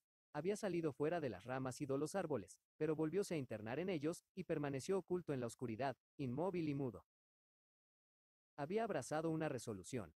Si era Valentina sola, la avisaría con una palabra. Si venía acompañada, la vería al menos y se aseguraría de que no le había sucedido desgracia alguna. Escucharía algunas palabras de su conversación, y al fin podría comprender aquel misterio incomprensible hasta entonces. Al fin la luna se desembarazó de la nube que la cubría, y vio aparecer en la puerta de la escalinata a Villefort seguido de un hombre vestido de negro. Bajaron los escalones y se adelantaron hacia la plazoleta. Aún no habían dado 4 pasos y ya Morrel había reconocido al doctor de Abrigny en el hombre vestido de negro. Al verlos dirigirse hacia donde él estaba, el joven retrocedió maquinalmente hasta que encontró el tronco de un sicómoro, detrás del cual se ocultó. A los pocos momentos cesó el rumor que en la arena producían los pasos del procurador del rey y del doctor de Abrigny. «Ah, querido doctor», dijo Villefort, «el cielo se declara contra nuestra casa. ¡Qué muerte tan horrible! No tratéis de consolarme. Ay, no hay consuelo para semejante desgracia. La llaga es demasiado viva y demasiado profunda. Muerta, muerta está». Un sudor frío heló la frente del joven, cuyos dientes chocaron unos con otros. ¿Quién había muerto en aquella casa que el mismo Villefort maldecía? «Querido señor de Villefort», respondió el facultativo con un acento que aumentó el terror del joven, «yo no os he conducido aquí para consolaros, al contrario». «¿Qué queréis decir?», preguntó el procurador del rey asombrado. «Quiero decir que además de la desgracia que os acaba de suceder, hay otra aún más terrible quizá». «Oh, Dios mío», murmuró Villefort cruzando las manos, «¿qué es lo que vais a decirme? ¿Estamos solos, amigo mío?» «Oh, sí, solos. Pero ¿qué significan todas esas precauciones?» «Significan que tengo que haceros una confidencia», dijo el doctor, «sentémonos». Villefort cayó sobre el banco. El doctor permaneció en pie frente a él con una mano apoyada sobre un hombro. Horrorizado, Morrel sostenía su frente con una mano, y con la otra contenía su corazón cuyos latidos temía que fuesen oídos. «Muerta, muerta», repetía su pensamiento. Y él mismo se sentía morir. «Decid, doctor». «Ya escucho», dijo Villefort, «herid. A todo estoy preparado». La señora de Saint Meran era sin duda de bastante edad, pero gozaba de una salud excelente. Morrel respiró por primera vez después de 10 minutos de agonía. «La pena la ha matado», dijo Villefort, «sí, el pesar, doctor. Aquella costumbre que tenía de vivir al lado del marqués hacía más de 40 años». «No, no es la pena, mi querido Villefort», dijo el doctor. «El pesar puede matar, aunque son muy raros estos casos, pero no mata en un día, no mata en una horse, no mata en 10 minutos». Villefort no respondió nada, pero levantó la cabeza que hasta entonces había tenido inclinada y miró al doctor con asombro.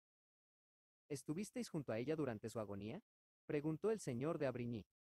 «Sin duda», respondió el procurador del rey, «vos me dijisteis que no me alejase». «¿Habéis notado los síntomas del mal a que ha sucumbido la señora de Saint Meran?».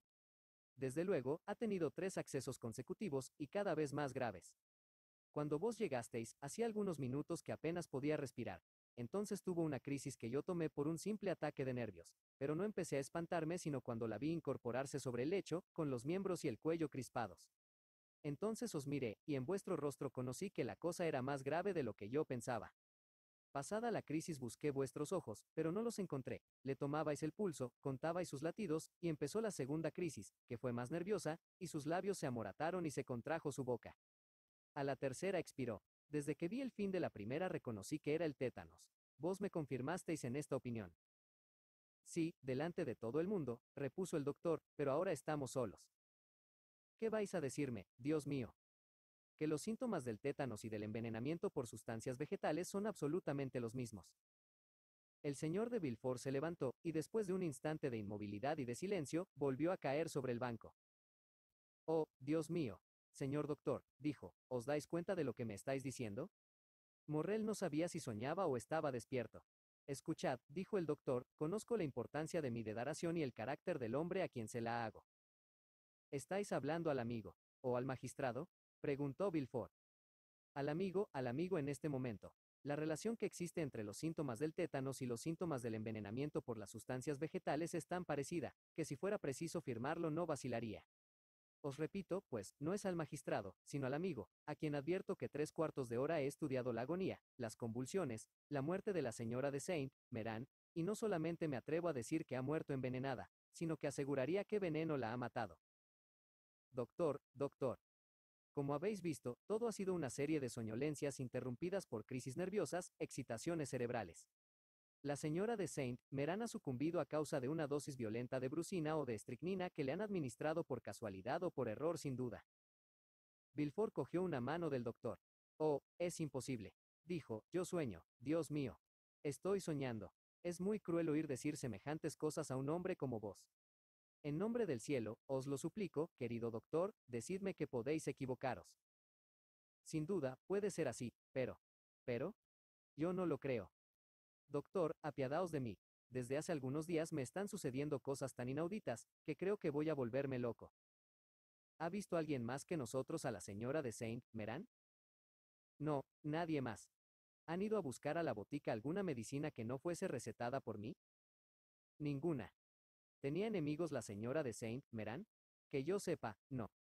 ¿Tenía alguien interés en su muerte? No, Dios mío, no. Mi hija es su única heredera. Valentina. Oh, si llegase a concebir tal pensamiento me daría de puñaladas para castigar a mi corazón por haber podido abrigarlo. Oh, exclamó a su vez el señor de Abrigny, querido amigo, no quiera Dios que yo pueda acusar a nadie. No hablo más que de un accidente, comprendéis. De un error. Pero accidente o error, el caso es que mi conciencia me remordía y necesitaba comunicaros lo que pasaba. Ahora es a vos a quien corresponde informaros. ¿A quién? ¿Cómo? ¿De qué? Veamos. ¿No ha podido engañarse Barrois y haberle dado alguna poción preparada para su amo? ¿Para mi padre? Sí. Pero ¿cómo podía envenenar a la señora de Saint-Méran una poción preparada para mi padre? Le habría envenenado a él también. No, señor, nada más sencillo. Bien sabéis que en ciertas enfermedades los venenos son un remedio. La parálisis es una de estas. Hará unos 3 meses que, después de haber hecho todo cuanto podía para devolver el movimiento y la palabra al señor Noirtier, me decidí a intentar el último medio. Hará unos 3 meses, repito, le trato por la brucina. Así pues, en la última bebida que le mandé entraban 6 centigramos, que no tienen acción sobre los órganos paralizados del señor Noirtier, y a los cuales se ha acostumbrado además por medio de dosis consecutivas, pero que son suficientes para matar a cualquier otro que no sea él. Mi querido doctor, no hay ninguna comunicación entre el cuarto del señor Noirtier y el de la señora de Saint-Méran, y Barrois nunca entraba en el de mi suegra. En fin, doctor, os diré que aunque sepa que sois el hombre más concienzudo, el más hábil, aunque siempre vuestras palabras sean para mí una antorcha que me guíe por la oscuridad, a pesar de todo, tengo necesidad de apoyarme en este axioma. Errare humanum est. Escuchad, Villefort, dijo el galeno, ¿hay alguno de mis colegas en quien tengáis tanta confianza como en mí? ¿Por qué me decís eso? ¿A dónde vais a parar? Llamado, le diré todo lo que he visto, lo que he notado, y haremos la autopsia. ¿Y encontraréis señales del veneno? Veneno, yo no he dicho eso, pero estudiaremos la exasperación del sistema, reconoceremos la asfixia patente, incontestable, y os diremos, querido Villefort, si ha sido por descuido, vigilad a vuestros criados, si ha sido por odio, vigilad a vuestros enemigos. Oh, Dios mío, ¿qué es lo que me proponéis, señor de Abrigny? Respondió Villefort abatido, desde el momento en que otro que vos posea el secreto, será necesario un proceso, y un proceso en el que yo esté interesado es imposible. Sin embargo, si queréis, si lo exigís, haré lo que decís. En efecto, tal vez deba yo seguir este asunto, mi carácter me lo ordena. Pero, doctor, desde ahora me veis aterrado. Introducir en mi casa tal escándalo después de tantas desgracias. Oh, mi mujer y mi hija morirían. Y yo, doctor, bien lo sabéis, no llega un hombre a ser lo que yo soy, no llega un hombre a ser procurador del rey 25 años sin haberse acarreado enemigos, los míos son numerosos. Este acontecimiento los hará saltar de alegría, y a mí me cubrirá de oprobio. Doctor, perdonadme estas ideas mundanas. Si fueseis sacerdote, no me atrevería a decíroslo, pero sois hombre, conocéis a los demás. Doctor, doctor, no me habéis dicho nada, no es verdad. Querido señor de Villefort, respondió el doctor conmovido, mi primer deber es la humanidad. Yo habría salvado la vida a la señora de Saint-Méran si la ciencia hubiera podido hacerlo, pero una vez muerta, me consagro a los vivos. Sepultemos en lo más profundo de nuestros corazones este terrible secreto. Si los ojos de algunos llegan a sospechar, permitiré que la muerte se achaque a mi ignorancia, pero guardaré fielmente el secreto. Sin embargo, caballero, no dejéis de indagar, porque probablemente esto no quedará así. Y cuando hayáis descubierto al culpable, si llegáis a descubrirlo, yo seré el primero que os diga. Sois magistrado, obrad como mejor os parezca. Oh, gracias, gracias, doctor. Dijo Villefort con indescriptible alegría, jamás había tenido mejor amigo que vos. Y como si hubiese temido que el doctor Avrigny se retractase de su determinación, se levantó y le condujo hacia su casa. Los dos hombres se alejaron, y Morrel, que necesitaba respirar, sacó la cabeza del enramado, y la luna iluminó aquel rostro tan pálido, que más bien parecía el de un fantasma. Dios me proteja, dijo pero Valentina. Valentina, pobre amiga, ¿resistirá tantos dolores? Al decir estas palabras, miraba alternativamente a la ventana de cortinas encarnadas y a las tres de cortinas blancas. La luz había desaparecido completamente de la ventana de cortinas encarnadas. La señora de Villefort acababa sin duda de apagar la lámpara, y solo la lamparilla era la que esparcía un reflejo débil, casi imperceptible. Al extremo del edificio vio abrirse una de las ventanas de cortinas blancas. Una bujía, colocada sobre la chimenea, arrojó fuera del balc 6N algunos rayos de su pálida luz, y una sombra se apoyó en la balaustrada. Morrel se estremeció, parecíale haber oído un gemido. No era extraño que aquella alma tan intrépida y fuerte, turbada ahora y exaltada por las dos pasiones humanas más fuertes, el amor y el miedo, se hubiese debilitado hasta el punto de sufrir exaltaciones supersticiosas. Por más que resultaba imposible que la mirada de Valentina le distinguiese, oculto como estaba, creyó oírse llamar por la sombra de la ventana, su espíritu turbado se lo decía, repitiéndoselo su corazón abrasado. Este doble error era para él una certidumbre, y por uno de esos incomprensibles impulsos juveniles salió de su escondite, y en dos saltos, a riesgo de ser visto, de asustar a Valentina, de alarmar a todos los de la casa con algún grito involuntario que pudiera proferir la joven, atravesó aquel parterre que la luna iluminaba en aquel instante de lleno, y habiendo llegado a la calle de naranjos que se extendía delante de la casa, divisó la escalinata, que subió rápidamente, y empujó la puerta, que se abrió sin resistencia. Valentina no le había visto. Sus ojos, levantados hasta el cielo, seguían una nube de plata que se deslizaba sobre el azul, y cuya forma se asemejaba a la de una sombra que sube al cielo. Su imaginación poética y exaltada le decía que era el alma de su madre. Morrel había atravesado la antesala y llegó al pie de la escalera. Alfombras extendidas sobre los escalones apagaron sus pasos. Por otra parte, Morrel había llegado a un punto tal de exaltación, que la presencia de Villefort no le habría extrañado si éste hubiese aparecido ante sus ojos. Su resolución estaba tomada. Se acercaba a él y se lo confesaba todo, rogándole que le escuchéis y aprobase aquel amor que le unía a su hija. Morrel estaba loco. Afortunadamente no vio a nadie. Entonces fue cuando le sirvieron de mucho las descripciones que del interior de la casa le había hecho Valentina. Llegó sin accidente alguno al final de la escalera y cuando iba a buscar la habitación, un gemido, cuya expresión reconoció, le indicó el camino que debía seguir. Se volvió. Una puerta entreabierta dejaba salir el reflejo de una luz y el sonido de la voz que antes había exhalado aquel gemido. Abrió esta puerta y entró en la estancia. Al fondo de una alcoba, bajo el sudario blanco que cubría su cabeza y dibujaba su forma, yacía la muerta, más espantosa a los ojos de Morrel desde la revelación de aquel secreto del que la casualidad le había hecho poseedor.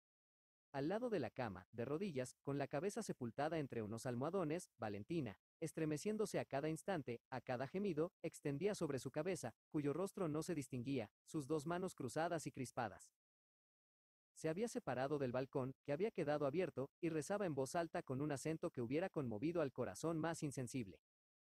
Las palabras se escapaban de sus labios rápidas, incoherentes, ininteligibles. La claridad de la luna, que penetraba por el balcón, hacía palidecer el resplandor de la bujía, y azulaba con sus fúnebres tintas este cuadro desolador. Morrel no pudo resistir esta escena. No era hombre, en verdad, de una piedad ejemplar, no era fácil de conmover, pero ver llorar a Valentina y retorcerse los brazos, era más de lo que podía sufrir en silencio. Arrojó un suspiro, murmuró un nombre, y una cabeza anegada en lágrimas, una cabeza de Magdalena de Correguiou se levantó volviéndose hacia él. Valentina lo vio y no manifestó el menor asombro. No existen emociones intermedias en un corazón ulcerado por una desesperación suprema. Morrel extendió la mano a su amiga. Valentina, por toda excusa de no haber acudido a la cita, le mostró el cadáver cubierto por el fúnebre sudario, y volvió a sollozar. Ni uno ni otro se atrevían a hablar en aquel cuarto. Los dos vacilaban en romper aquel silencio que parecía ordenado por la muerte, que se hallaba en algún rincón, con el dedo índice puesto sobre los labios. Al fin Valentina se atrevió a hablar.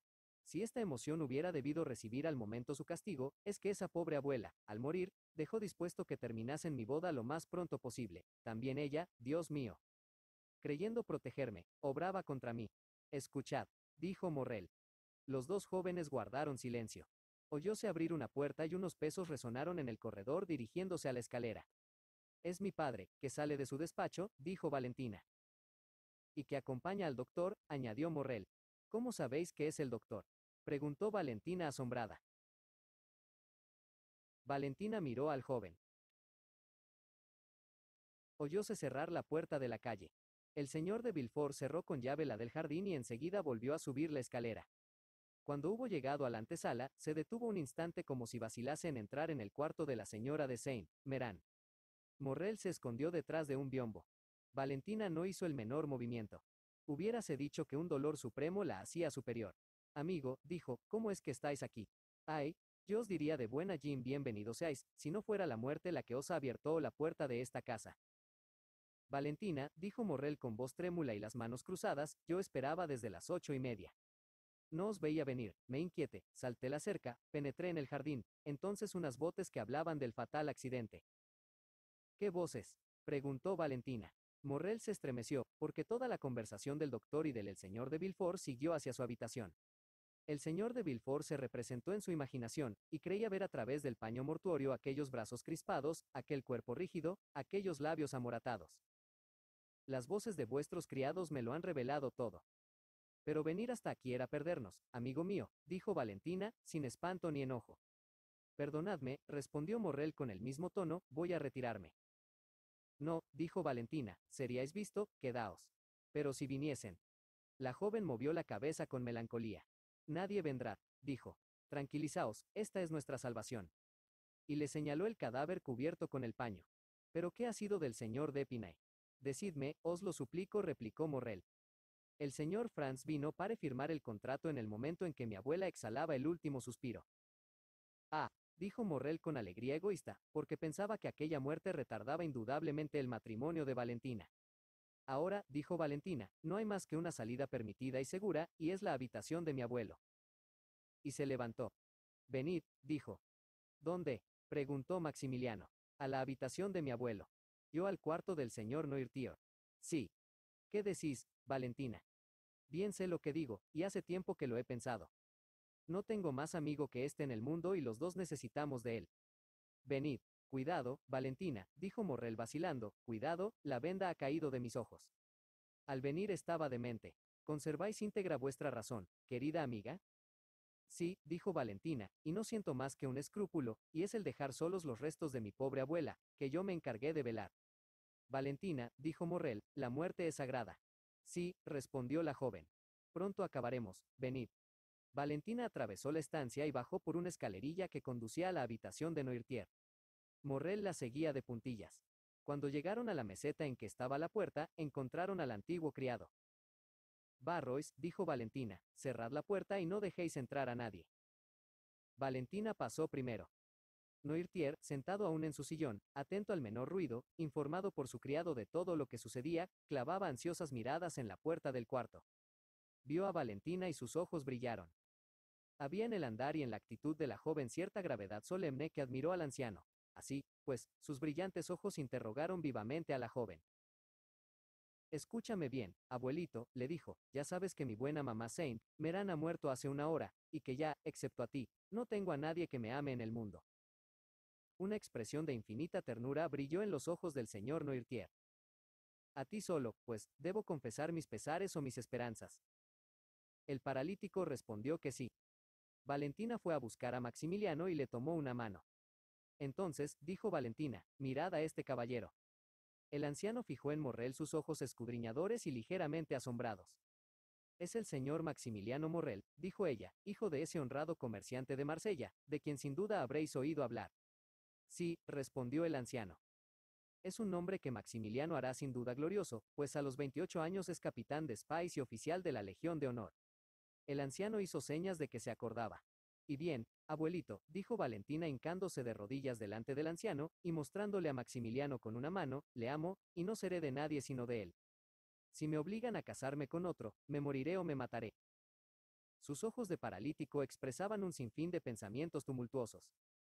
Tú aprecias al señor Maximiliano Morrel, ¿no es verdad, abuelo? Preguntó la joven. Sí, respondió el anciano. ¿Y quieres protegernos a nosotros, que también somos tus hijos, contra la voluntad de mi padre? Noirtier fijó su inteligente mirada en Morrel, como diciéndole, depende. Maximiliano comprendió. Señorita, dijo, vos tenéis que cumplir con un deber sagrado en el cuarto de vuestra abuela. ¿Queréis permitirme que tenga el honor de hablar un momento con el señor Noirtier? Sí, sí, eso es, expresó el anciano, y después miró a Valentina con inquietud. ¿Cómo hará para comprenderte, quieres decir, abuelo? Sí. Oh, tranquilízate. Hemos hablado tan a menudo de ti, que conoce bien la forma en que nos entendemos. Y volviéndose a Maximiliano con una adorable sonrisa, aunque velada por una tristeza profunda, dijo: Sabe todo lo que yo sé. Valentina se levantó, acercó una silla para Morrel, recomendó a Barrois que no dejase entrar a nadie, y después de haber abrazado tiernamente a su abuelo, y haberse despedido con tristeza de Morrel, salió. Entonces para probar a Noirtier que poseía la confianza de Valentina, y sabía todos sus secretos, tomó el diccionario, la pluma y el papel, y todo lo colocó sobre una mesa donde había una lámpara. En primer lugar, dijo Morrel, permitidme que os cuente quién soy yo, cómo amo a Valentina, y cuáles son mis intenciones respecto a esto último. Escucho, dijo Noirtier. Era un espectáculo imponente el ver a este anciano, inútil en apariencia, y que era el único protector, el único apoyo, el único juez de los dos amantes jóvenes, hermosos, fuertes y que empezaban a conocer el mundo. Su fisonomía, que expresaba una nobleza y una austeridad notables, impresionaba en extremo a Morrel, que empezó a contar su historia temblando. Entonces refirió cómo había conocido y amado a Valentina, y cómo ésta, en su aislamiento y en su desgracia, había acogido su cariño.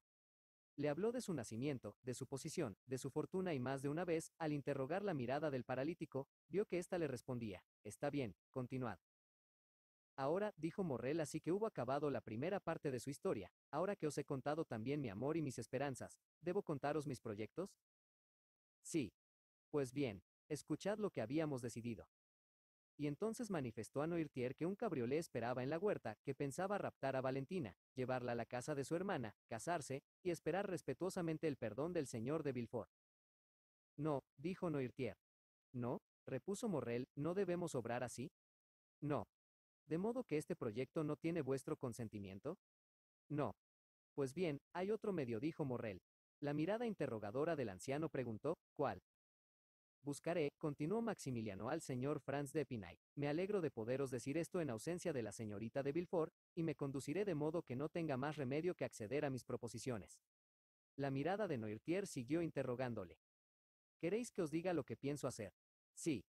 Escuchad, le buscaré, como os decía, le diré los lazos que me unen a la señorita de Villefort.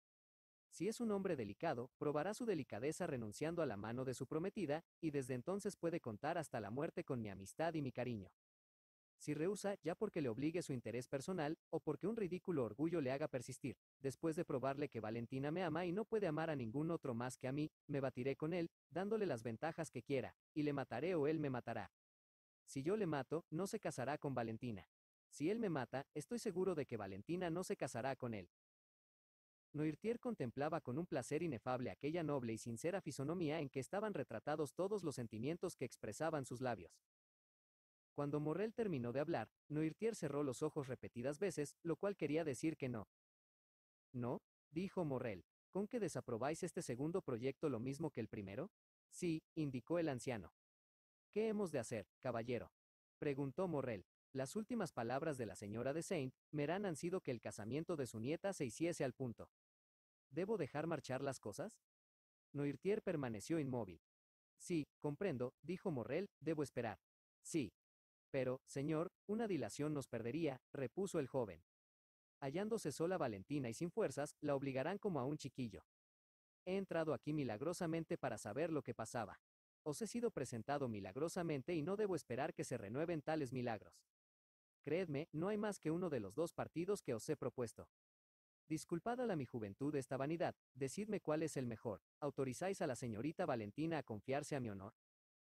No. ¿Preferís que yo vaya a buscar al señor Franz d'Epinay? No. Dios mío. ¿De quién nos vendrá el socorro que esperamos del cielo? El anciano se sonrió con los ojos, como solía cuando le hablaban del cielo. Siempre habían quedado algunos residuos de ateísmo en las ideas del antiguo jacobino. ¿De la casualidad? Repuso Morrel. No. ¿De vos? Sí. ¿De vos? Sí, repitió el anciano. ¿Comprendéis lo que os pregunto, caballero? Disculpad mi terquedad, porque mi vida depende de vuestra respuesta. ¿Nos vendrá de vos nuestra salvación? Sí. ¿Estáis seguro de ello? Sí. ¿Nos dais vuestra palabra? Sí. Y había en la mirada que daba esta respuesta una firmeza tal, que no había medio de dudar de la voluntad, sino del poder. Oh, gracias, caballero, 1.000.000 de gracias. Pero, a menos que un milagro del Señor os devuelva la palabra y el movimiento, encadenado en este sillón, mudo e inmóvil, ¿cómo podréis oponeros a ese casamiento? Una sonrisa iluminó el rostro del anciano, sonrisa extraña, como es la de los ojos de un rostro inmóvil. ¿De modo que debo esperar? Preguntó el joven. Sí. ¿Pero el contrato? La misma sonrisa de antes brilló en el rostro de Noirtier. ¿Queréis decirme que no será firmado? Sí, dijo Noirtier. ¿De modo que el contrato no será firmado? Exclamó Morrel. Oh, perdonad, caballero. Cuando se recibe una gran noticia, es lícito dudar un poco. ¿El contrato no será firmado? No, dijo el paralítico. A pesar de esta seguridad, Morrel vacilaba en creerlo. Era tan extraña esta promesa de un anciano impotente, que en lugar de provenir de una fuerza de voluntad, podía provenir de una debilidad de los órganos. Nada más natural que el insensato que ignora su locura pretenda realizar cosas superiores a su poder. El débil habla de los grandes pesos que levanta. El tímido, de los gigantes que ha vencido. El pobre, de los tesoros que maneja. El más humilde campesino se llama Júpiter. Sea que Noirtier hubiese comprendido la indecisión del joven, sea que no diese fe a la docilidad que había mostrado, le miró fijamente. ¿Qué queréis, caballero? Preguntó Morrel. ¿Que os reitere mi promesa de no hacer nada? La mirada de Noirtier permaneció fija y firme como para indicar que no bastaba una promesa. Después pasó del rostro a la mano. ¿Queréis que lo jure? Preguntó Maximiliano. Sí, dio a entender el paralítico con la misma solemnidad, lo quiero así. Morrel comprendió que el anciano daba una gran importancia a este juramento. Y extendió la mano. Os juro por mi honor, dijo, esperar que hayáis decidido lo que tengo que hacer. Bien, expresaron los ojos del anciano. Ahora, caballero, preguntó Morrel, ¿queréis que me retire? Sí. ¿Sin volver a ver a Valentina? Sí. Morrel dijo que estaba dispuesto a salir. Y permitís, continuó, que vuestro hijo os abrace como lo acaba de hacer vuestra hija. No había la menor duda en cuanto a lo que querían expresar los ojos de Noirtier. El joven aplicó sus labios sobre la frente del anciano en el mismo sitio en que la joven había puesto los suyos, y saludando al señor Noirtier por segunda vez, salió. En la pieza contigua encontró al antiguo criado prevenido por Valentina. Este esperaba a Morrel, y lo guió por las revueltas de un corredor sombrío que conducía a una puerta que daba al jardín. Una vez allí, se dirigió al cercado en un instante, subió al tejadillo de la tapia y por medio de su escala bajó a la huerta, encaminándose a la choza, al lado de la cual le esperaba su cabriolé. Subió en él, y agobiado por tantas emociones, pero con el corazón más libre, entró a medianoche en la calle de Meslay, se arrojó sobre su cama y durmió como si hubiera estado sumergido en una profunda embriaguez. A los 2 días de ocurridas estas escenas, una multitud considerable se hallaba reunida, a las 10 de la mañana, a la puerta de la casa del señor de Villefort, y ya se había visto pasar una larga hilera de carruajes de luto y particulares por todo el barrio de Saint-Honoré y de la calle de la Pepinière. Entre ellos había uno de forma singular, y que parecía haber sido hecho para un largo viaje. Era una especie de carro pintado de negro, y que había acudido uno de los primeros a la cita. Entonces se informaron y supieron que, por una extraña coincidencia, este carruaje encerraba el cuerpo del marqués de Saint-Méran, y que los que habían venido para un solo entierro acompañarían 2 cadáveres. El número de las personas era grande. El marqués de Saint-Méran, uno de los dignatarios más celosos y fieles del rey Luis XVII y del rey Carlos X, había conservado gran número de amigos que, unidos a las personas relacionadas con el señor de Villefort, formaban un considerable cortejo. Mandaron avisar a las autoridades y obtuvieron el permiso para que aquellos 2 entierros se hicieran al mismo tiempo. Un segundo carruaje, adornado con la misma pompa mortuoria, fue conducido delante de la puerta del señor de Villefort, y el ataúd fue también transportado del carro a la carroza fúnebre. Los 2 cadáveres debían ser sepultados en el cementerio del Padre Lachaise, donde hacía ya mucho tiempo el señor de Villefort había hecho edificar el panteón destinado para toda su familia. En él había sido enterrada ya la pobre Renata, con quien su padre y su madre iban a reunirse después de 10 años de separación. París, siempre curioso, siempre conmovido ante las pompas fúnebres, vio pasar con un silencio religioso el espléndido cortejo que acompañaba a su última mansión a 2 de los nombres de aquella aristocracia, los más célebres por el espíritu tradicional y por la fidelidad a sus principios. En el mismo carruaje de luto, Beauchamp y Chateau, Renaud hablaban de aquellas muertes casi repentinas. Vi a la señora de Saint-Méran el año pasado en Marsella, decía Chateau, Renaud, yo volvía de Argel. Parecía destinada a vivir 100 años, gracias a su perfecta salud, a su mente tan clara y despierta y a su prodigiosa actividad. ¿Qué edad tenía? 70 años, respondió Alberto. Al menos así me han asegurado. Pero no es la edad la que le ha causado su muerte. Al parecer, la pena causada por la del marqués la había trastornado completamente, no estaba en sus cabales. Pero, en fin, ¿de qué ha muerto?, preguntó Debray. De una congestión cerebral, según se dice, o de una apoplejía fulminante. ¿No viene a ser lo mismo? PSCH. Poco más o menos. De apoplejía, dijo Beauchamp, es difícil de creer. La señora de Saint-Méran, a quien he visto 1 o 2 veces en mi vida, era alta, delgada y de una constitución más bien nerviosa que sanguínea. Son muy raras las apoplejías producidas por la pena en una constitución física como la de la señora de Saint-Méran. En todo caso, dijo Alberto, sea cual fuere la enfermedad que la ha llevado al sepulcro, he aquí que el señor de Villefort, o más bien Valentina, o nuestro amigo Franz, entran en posesión de una pingüe herencia, 80.000 libras de renta, según creo. Herencia que será duplicada a la muerte de ese viejo jacobino de Noirtier. Vaya un abuelo tenaz, dijo Beauchamp, tenaz sempre positi virum. Ha apostado con la muerte, según creo, a que enterraría a todos sus herederos. A fe mía, que se saldrá con la suya. Lo mismo que aquel viejo soldado del 93, que decía a Napoleón en 1814, decaéis porque vuestro imperio es lo mismo que una espiga joven fatigada de crecer tanto. Tomad por tutora a la República, volvamos con una buena constitución a los campos de batalla y yo os prometo 500.000 soldados, otro Marengo y un segundo Austerlitz. Las ideas no mueren, señor, se adormecen de vez en cuando, pero despiertan más fuertes que antes. Parece, dijo Alberto, que para él los hombres son como las ideas, pero una sola cosa me inquieta, y es saber cómo se las arreglará Franz d'Épinay con un abuelo que no puede pasar sin su nieta. ¿Pero dónde está Franz? Va en el primer carruaje con el señor de Villefort, que le considera ya como de la familia. La conversación de todos los que seguían a las carrozas fúnebres era poco más o menos la misma. Admirábanse de aquellas 2 muertes seguidas la una a la otra con tanta rapidez, pero nadie sospechaba el terrible secreto que la noche anterior había revelado el señor de Abrigny al señor de Villefort en el jardín. Después de 1 hora de marcha, llegaron a la puerta del cementerio. El tiempo estaba tranquilo, pero sombrío, y por consiguiente bastante en armonía con la fúnebre ceremonia que tenía lugar.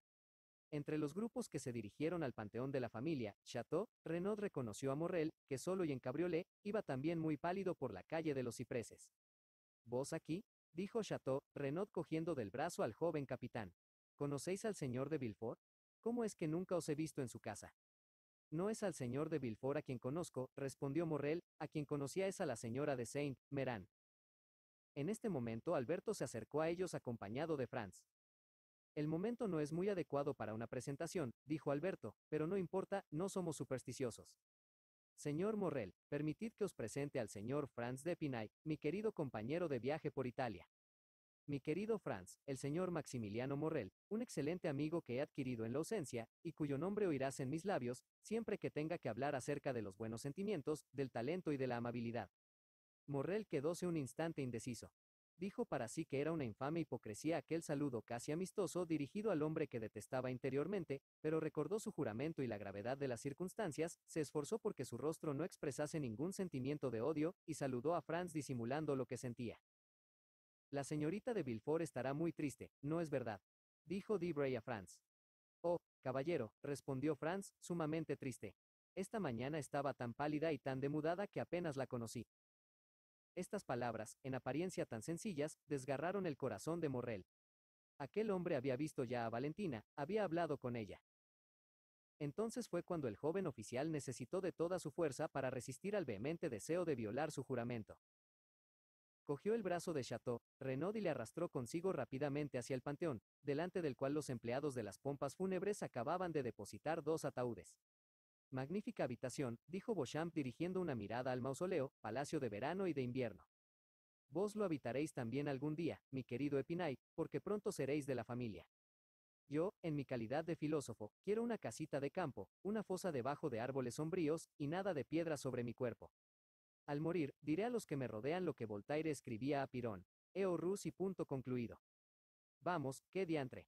Valor, vuestra mujer hereda, después de todo. En verdad, Beauchamp, dijo Franz, sois insufrible.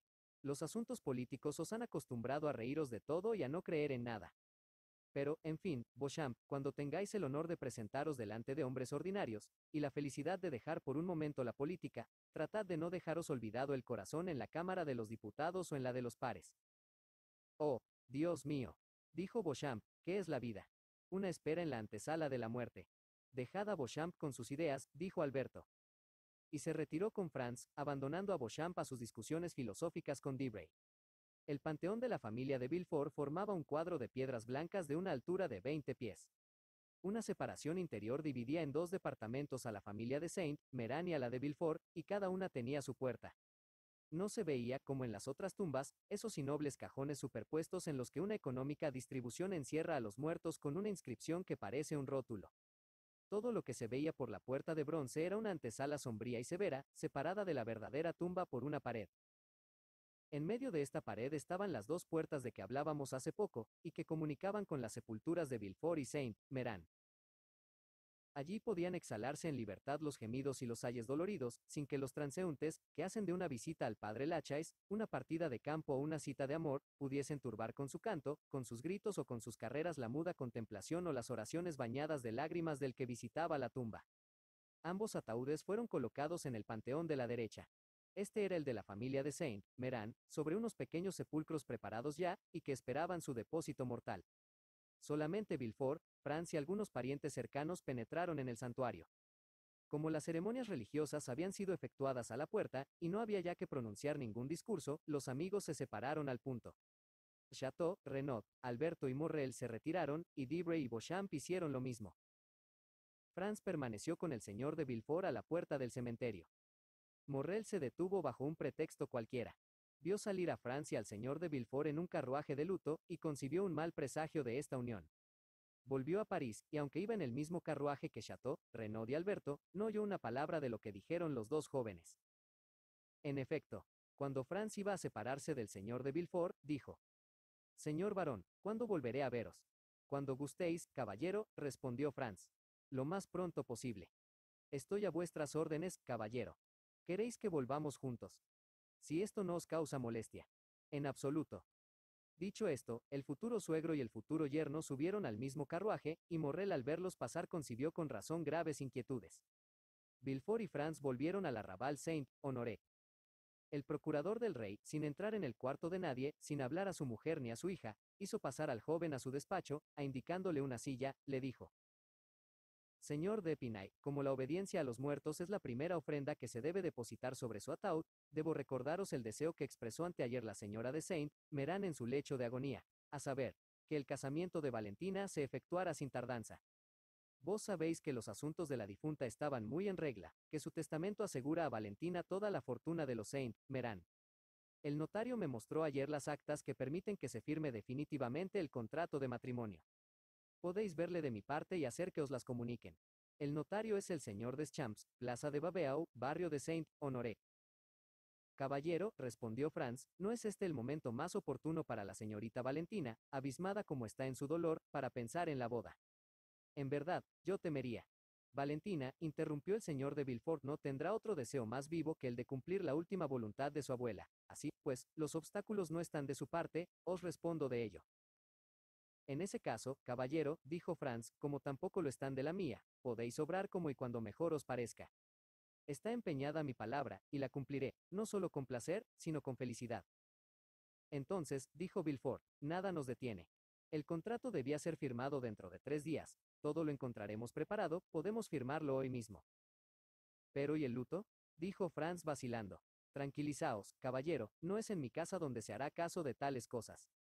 La señorita de Villefort podrá retirarse durante los 3 meses primeros a su posesión de Saint-Méran. Digo su posesión, porque desde hoy suya es esa propiedad. Allí, dentro de 8 días, si queréis, sin ruido, sin esplendor, sin Fausto, se celebrará el casamiento civil. Era un deseo de la señora de Saint-Méran que su nieta se casase en esa finca. Después, vos podréis volver a París, mientras que vuestra mujer pasará el tiempo del luto con su madrastra. Como gustéis, caballero, dijo Franz. Entonces, repuso el señor de Villefort, tomaos el trabajo de aguardar media hora. Valentina va a bajar al salón. Yo mandaré llamar al señor Deschamps, leeremos y firmaremos el contrato inmediatamente y esta misma noche la señora de Villefort conducirá a Valentina a su propiedad, donde iremos nosotros dentro de 8 días. Caballero, dijo Franz, tengo que pediros un favor. ¿Cuál? Deseo que Alberto de Morcerf y Raúl de Chateau, Renaud estén presentes al acto de firmar el contrato. Bien sabéis que son mis testigos. Media hora es suficiente para avisarles. ¿Queréis irlos a buscar vos mismo? ¿Queréis que se les mande llamar? Prefiero ir yo mismo, caballero. Os esperaré dentro de media hora, varón, y dentro de media hora Valentina estará dispuesta. Franz saludó al señor de Villefort y salió. Apenas se hubo cerrado la puerta de la calle detrás del joven, Villefort ordenó que avisasen a Valentina que bajase al salón dentro de media hora, porque se esperaba al notario y a los testigos del señor d'Épinay. Esta noticia inesperada produjo una gran impresión en la casa. La señora de Villefort no quería creerlo y Valentina se quedó más aterrada que si hubiese sido fulminada por un rayo. Miró a su alrededor como para buscar a quien pedir socorro. Quiso subir a ver a su abuelo, pero en la escalera encontró al señor de Villefort, que la cogió del brazo y la condujo al salón. Valentina encontró en la antesala a Barrois y dirigió al antiguo criado una mirada desesperada. Un instante después de Valentina, la señora de Villefort entró en el salón con Eduardo. Era evidente que la mujer había tenido su parte en los pesares de la familia. Estaba pálida y parecía horriblemente cansada. Sentóse, colocó a Eduardo sobre sus rodillas y de vez en cuando estrechaba con movimientos casi convulsivos contra su pecho a aquel niño en el cual parecía concentrarse toda su vida. Al poco rato se oyó el ruido de 2 carruajes que entraban en el patio. Uno era el del notario, el otro, de Franz y sus amigos. Todos estuvieron reunidos enseguida en el salón. Valentina estaba tan pálida que veían dibujarse las azuladas venas de sus sienes alrededor de sus ojos y de sus mejillas. Franz experimentaba también una viva emoción. Chateau, Renaud y Alberto se miraron con asombro. La ceremonia que se había concluido poco antes les parecía menos triste que la que iba a empezar. La señora de Villefort se había colocado en la sombra, detrás de una cortina de terciopelo, y como estaba siempre inclinada hacia su hijo, era difícil leer en su rostro lo que sentía en su corazón. El señor de Villefort estaba, como siempre, impasible. El notario, después de colocar los papeles sobre la mesa, tomó asiento en el sillón, puso los anteojos y volvióse hacia Franz. «¿Vos sois», dijo el señor Franz de Quesnel, barón de Épinay? Preguntó, aunque lo sabía perfectamente. «Sí, señor», respondió Franz. El notario se inclinó. «Debo preveniros, caballero», dijo, «y esto de parte del señor de Villefort, que vuestro casamiento proyectado con la señorita de Villefort ha cambiado las disposiciones del señor Noirtier respecto a su nieta y que la desposee de la fortuna que antes pensaba dejarle, pero es de advertir», continuó el notario, «que no teniendo el testador derecho a separar más que una parte de su fortuna, y habiéndolo separado todo, el testamento no resistirá el ataque, pues será declarado nulo». Y como si no hubiese sido hecho. «Sí», dijo Villefort, «pero prevengo de antemano al señor de Épinay que mientras yo viva no será impugnado el testamento de mi padre, pues mi posición no me permite que se arme semejante escándalo». «Caballero», dijo Franz, «me disgusta en extremo que se haya promovido semejante cuestión delante de la señorita Valentina. Yo nunca me he informado de su caudal, que, por reducido que sea, será más considerable que el mío. Lo que mi familia ha buscado en la alianza de la señorita de Villefort conmigo es la consideración social. Lo que yo busco es la felicidad. Valentina hizo un gesto imperceptible de agradecimiento, mientras que 2 lágrimas silenciosas rodaban por sus mejillas.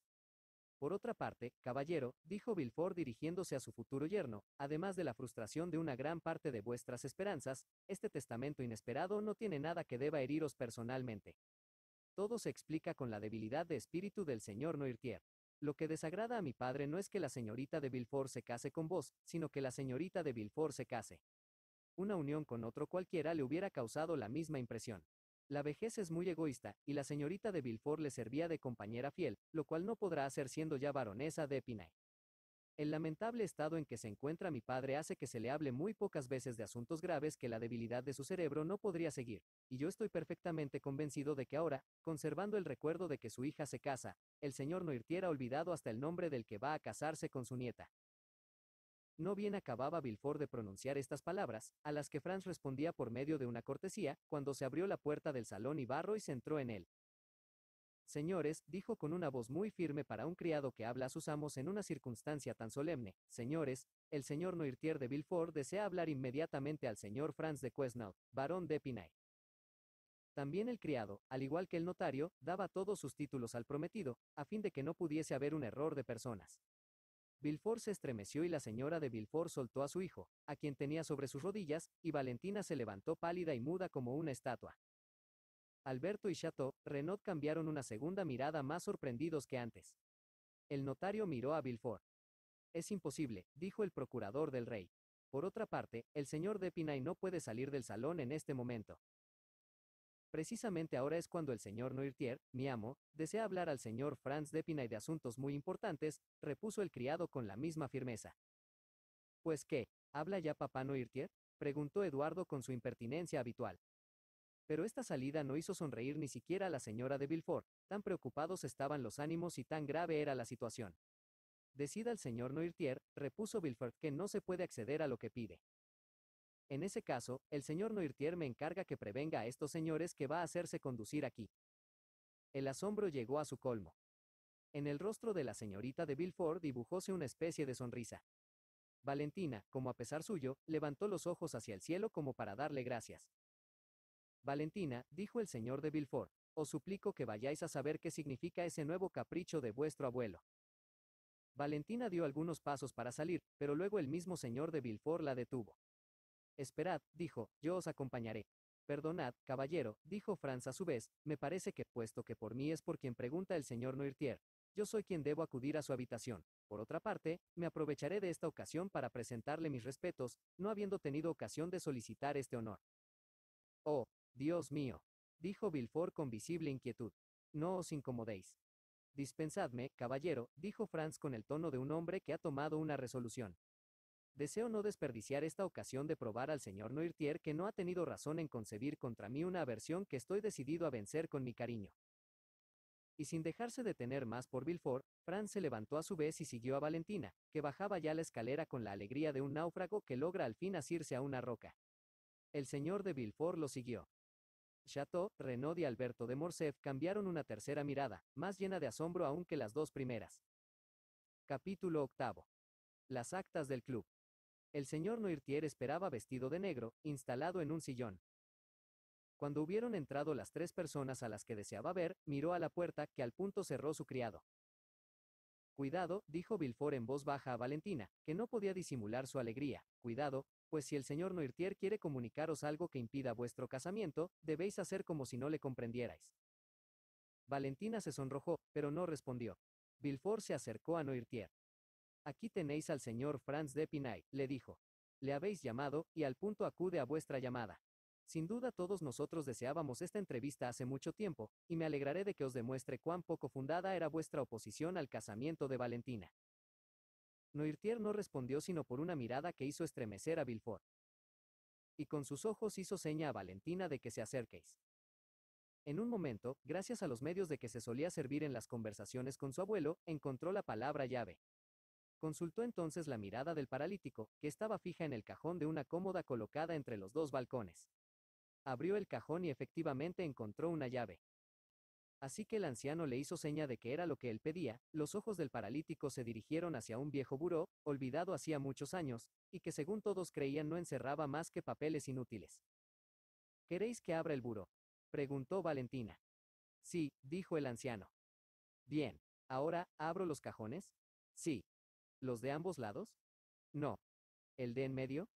Sí. Valentina lo abrió y sacó un legajo de papeles. ¿Es esto, abuelo, lo que queréis?, dijo. No. Sacó nuevamente todos los demás papeles, hasta que no quedó uno solo en el cajón. Pero el cajón está vacío ya, dijo la joven. Los ojos de Noirtier se fijaron en el diccionario. Sí, abuelo, os comprendo, dijo la joven. Y fue repitiendo una tras otra todas las letras del alfabeto hasta llegar a la S. En esta letra la detuvo Noirtier. Abrió el diccionario y buscó hasta la palabra secreto. Ah, ¿con qué tiene un secreto?, dijo Valentina. Sí. ¿Y quién lo conoce? Noirtier miró a la puerta por donde había salido el criado. ¿Barrois?, dijo Valentina. Sí, respondió Noirtier. ¿Queréis que le llame? Sí. La joven se dirigió a la puerta y llamó a Barrois. Durante todo este tiempo, el sudor de la impaciencia bañaba la frente de Villefort, y Franz estaba estupefacto. El antiguo criado entró en el aposento. Barrois, dijo Valentina, mi abuelo me ha mandado que tome la llave que estaba en esta cómoda, que abriese con ella este secreter, y luego saquéis este cajón. Ahora, pues, este cajón tiene un secreto, dice que vos lo conocéis, abridlo. Barrois miró al anciano. Obedeced, dijo la inteligente mirada del anciano. Barrois obedeció. Abrió un doble cajón que dejó al descubierto un paquete de papeles atado con una cinta negra. ¿Es esto lo que deseáis, señor?, preguntó Barrois. Sí, respondió Noirtier. ¿A quién he de entregar estos papeles? ¿Al señor de Villefort? No. ¿A la señorita Valentina? No. ¿Al señor Franz d'Épinay? Sí. Franz, asombrado, se adelantó un paso. ¿A mí, caballero?, dijo. Sí. Franz recibió los papeles de manos de Barrois, y echando una mirada sobre la cubierta, leyó. Para que se deposite después de mi muerte en casa de mi amigo el general Durand. Quiero al morir legar estos papeles a su hijo, recomendándole que los conserve, pues son de la mayor importancia. Y bien, dijo Franz. ¿Qué queréis que haga yo con estos papeles, caballero? Que los conservéis cerrados como están, respondió el procurador del rey. No, no, respondió vivamente Noirtier. ¿Tal vez deseáis que el señor los lea?, preguntó Valentina. Sí, respondió el anciano. Ya lo oís, señor barón. Mi abuelo os ruega que los leáis, repuso Valentina. Entonces, sentémonos, dijo Villefort con impaciencia, que esto durará cierto tiempo. Sentaos, dijo el anciano. Hízolo así Villefort, pero Valentina permaneció en pie al lado de su abuelo, apoyada en su sillón, y Franz en pie delante de él. Tenía en la mano el misterioso papel. Lid, dijeron los ojos del anciano. Franz quitó la cinta y rompió el sobre. Un profundo silencio reinaba en la estancia. En medio de este silencio, leyó. Extracto de las actas de una reunión del Club Bonapartista de la calle de Saint-Jacques, efectuada el 5 de febrero de 1815. Franz se detuvo. El 5 de febrero de 1815, dijo, fue el día que asesinaron a mi padre. Valentina y Villefort permanecieron silenciosos, mas los ojos del anciano dijeron claramente. Continuad. Al salir de ese club fue asesinado mi padre. La mirada de Noirtier continuaba diciendo, Lid. Y Franz prosiguió en estos términos. Los abajo firmantes, Luis Santiago Borriper, teniente coronel de artillería. Esteban Duchampy, general de brigada, y Claudio Lecharpal, director de las aguas y de los bosques, declaran que el 4 de febrero de 1815 llegó una carta de la isla de Elba recomendando a la bondad y a la confianza de los miembros del club bonapartista al general Flavio de Quesnel, el cual, habiendo servido al emperador desde 1804 hasta 1814, debía ser adicto a la dinastía bonapartista. A pesar del título de barón que Luis XVIII acababa de agregar a sus tierras de Epinay. De consiguiente, se dirigió un billete al general de Quesnel, en que se rogaba que asistiese a la reunión del 5. El billete no indicaba la calle ni el número de la casa donde se debía celebrar la reunión. No llevaba firma alguna, pero anunciaba al general que si quería, le irían a buscar a las 9 de la noche. Las reuniones tenían lugar de 9 a 12 de la noche. A las 9, el presidente del club se presentó en casa del general, que estaba pronto. El presidente le dijo que una de las condiciones de su entrada era que ignoraría el lugar de la reunión, y que se dejaría vendar los ojos, jurando que no procuraría quitarse la venda. El general Quesnel aceptó la condición, y prometió por su parte que no trataría de ver a dónde le conducían. El general había hecho preparar su carruaje, pero el presidente le dijo que era imposible ir en él, ya que no servía de nada que le vendasen los ojos al amo, si el cochero permanecía con los ojos abiertos y reconocía las calles por donde iban a pasar. ¿Cómo haremos entonces?, inquirió el general. Yo tengo mi carruaje, contestó el presidente. ¿Estáis seguro de vuestro cochero? ¿Para confiarle un secreto que juzgáis imprudente decir al amigo? Nuestro cochero es un miembro del club, dijo el presidente, seremos conducidos por un consejero de Estado. Entonces, corremos peligro de volcar, dijo el general riendo. Consignamos esta broma para probar que el general no fue obligado a asistir a la reunión, sino que fue por su voluntad. Así que hubieron subido al carruaje, el presidente recordó al general la promesa que había hecho de dejarse vendar los ojos. El general no opuso ninguna resistencia. Un pañuelo negro y espeso, preparado ya en el carruaje, sirvió para ello. En el camino, el presidente creyó notar que el general procuraba mirar por debajo de su venda. Recordóle su juramento y el general respondió: «Ah, es cierto». El carruaje se detuvo delante de la calle de Saint-Jacques. El general bajó, apoyándose en el brazo del presidente, cuya dignidad ignoraba y a quien tomaba por un miembro del club. Atravesaron la calle, subieron un escalón y entraron en la sala de las deliberaciones. La sesión había empezado. Los miembros del club, prevenidos de la especie de presentación que debía tener lugar aquella noche, se habían reunido todos. Así que llegó en medio de la sala, dijeron al general que podía quitarse la venda. Accedió a esta invitación, y pareció muy asombrado de encontrar un número tan crecido de fisonomías conocidas en una sociedad cuya existencia ignoraba hasta entonces.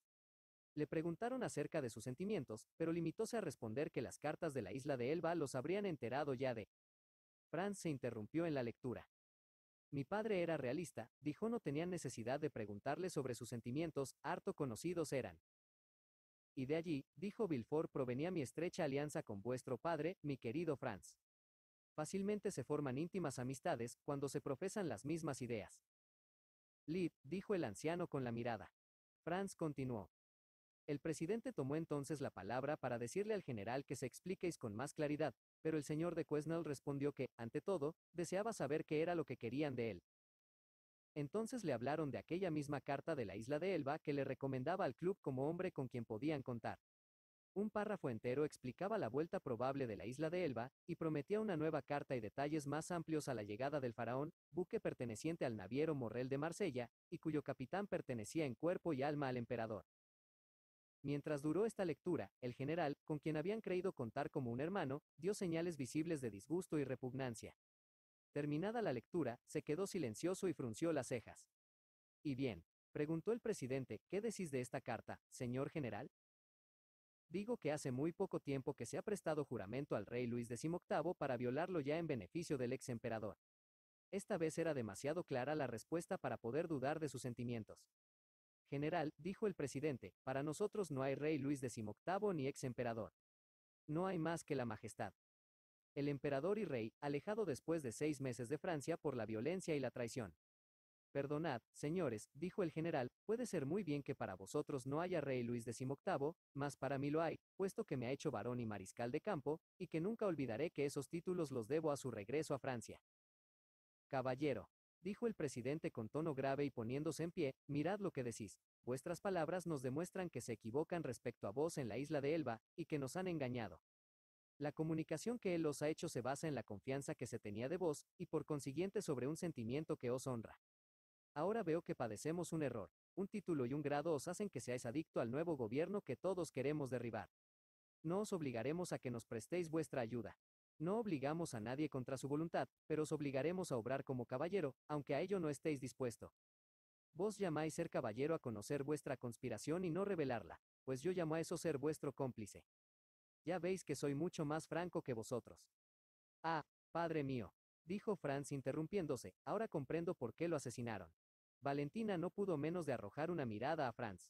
El joven estaba realmente hermoso y arrogante en su entusiasmo filial. Villefort se paseaba de un lado a otro detrás de él. Noirtier seguía con los ojos la expresión de cada uno de los hombres y conservaba su actitud digna y severa.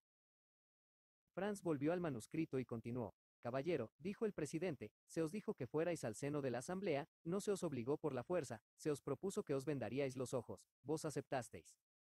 Cuando accedisteis a esta doble demanda, sabíais perfectamente que no nos ocupábamos de asegurar el trono de Luis XVIII, pues a ser así no habríamos tomado tantas precauciones para ocultarnos a los ojos de la policía. Ahora ya comprendéis que nada es más fácil que cubrirse de una máscara, con ayuda de la cual se sorprenden los secretos de las personas, y quitársela después para perder a los que se han fiado de vos. No, no. Vais a contestar francamente si estáis por el rey que actualmente reina o por su majestad el emperador. Yo soy realista, respondió el general, he prestado juramento a Luis XVIII y lo cumpliré. A estas palabras siguió un murmullo general, y en las miradas de la mayor parte de los miembros del club era fácil conocer que todos tenían vivos deseos de hacer que el señor D'Épinay se arrepintiera de sus imprudentes palabras. El presidente se levantó de nuevo e impuso silencio. Caballero.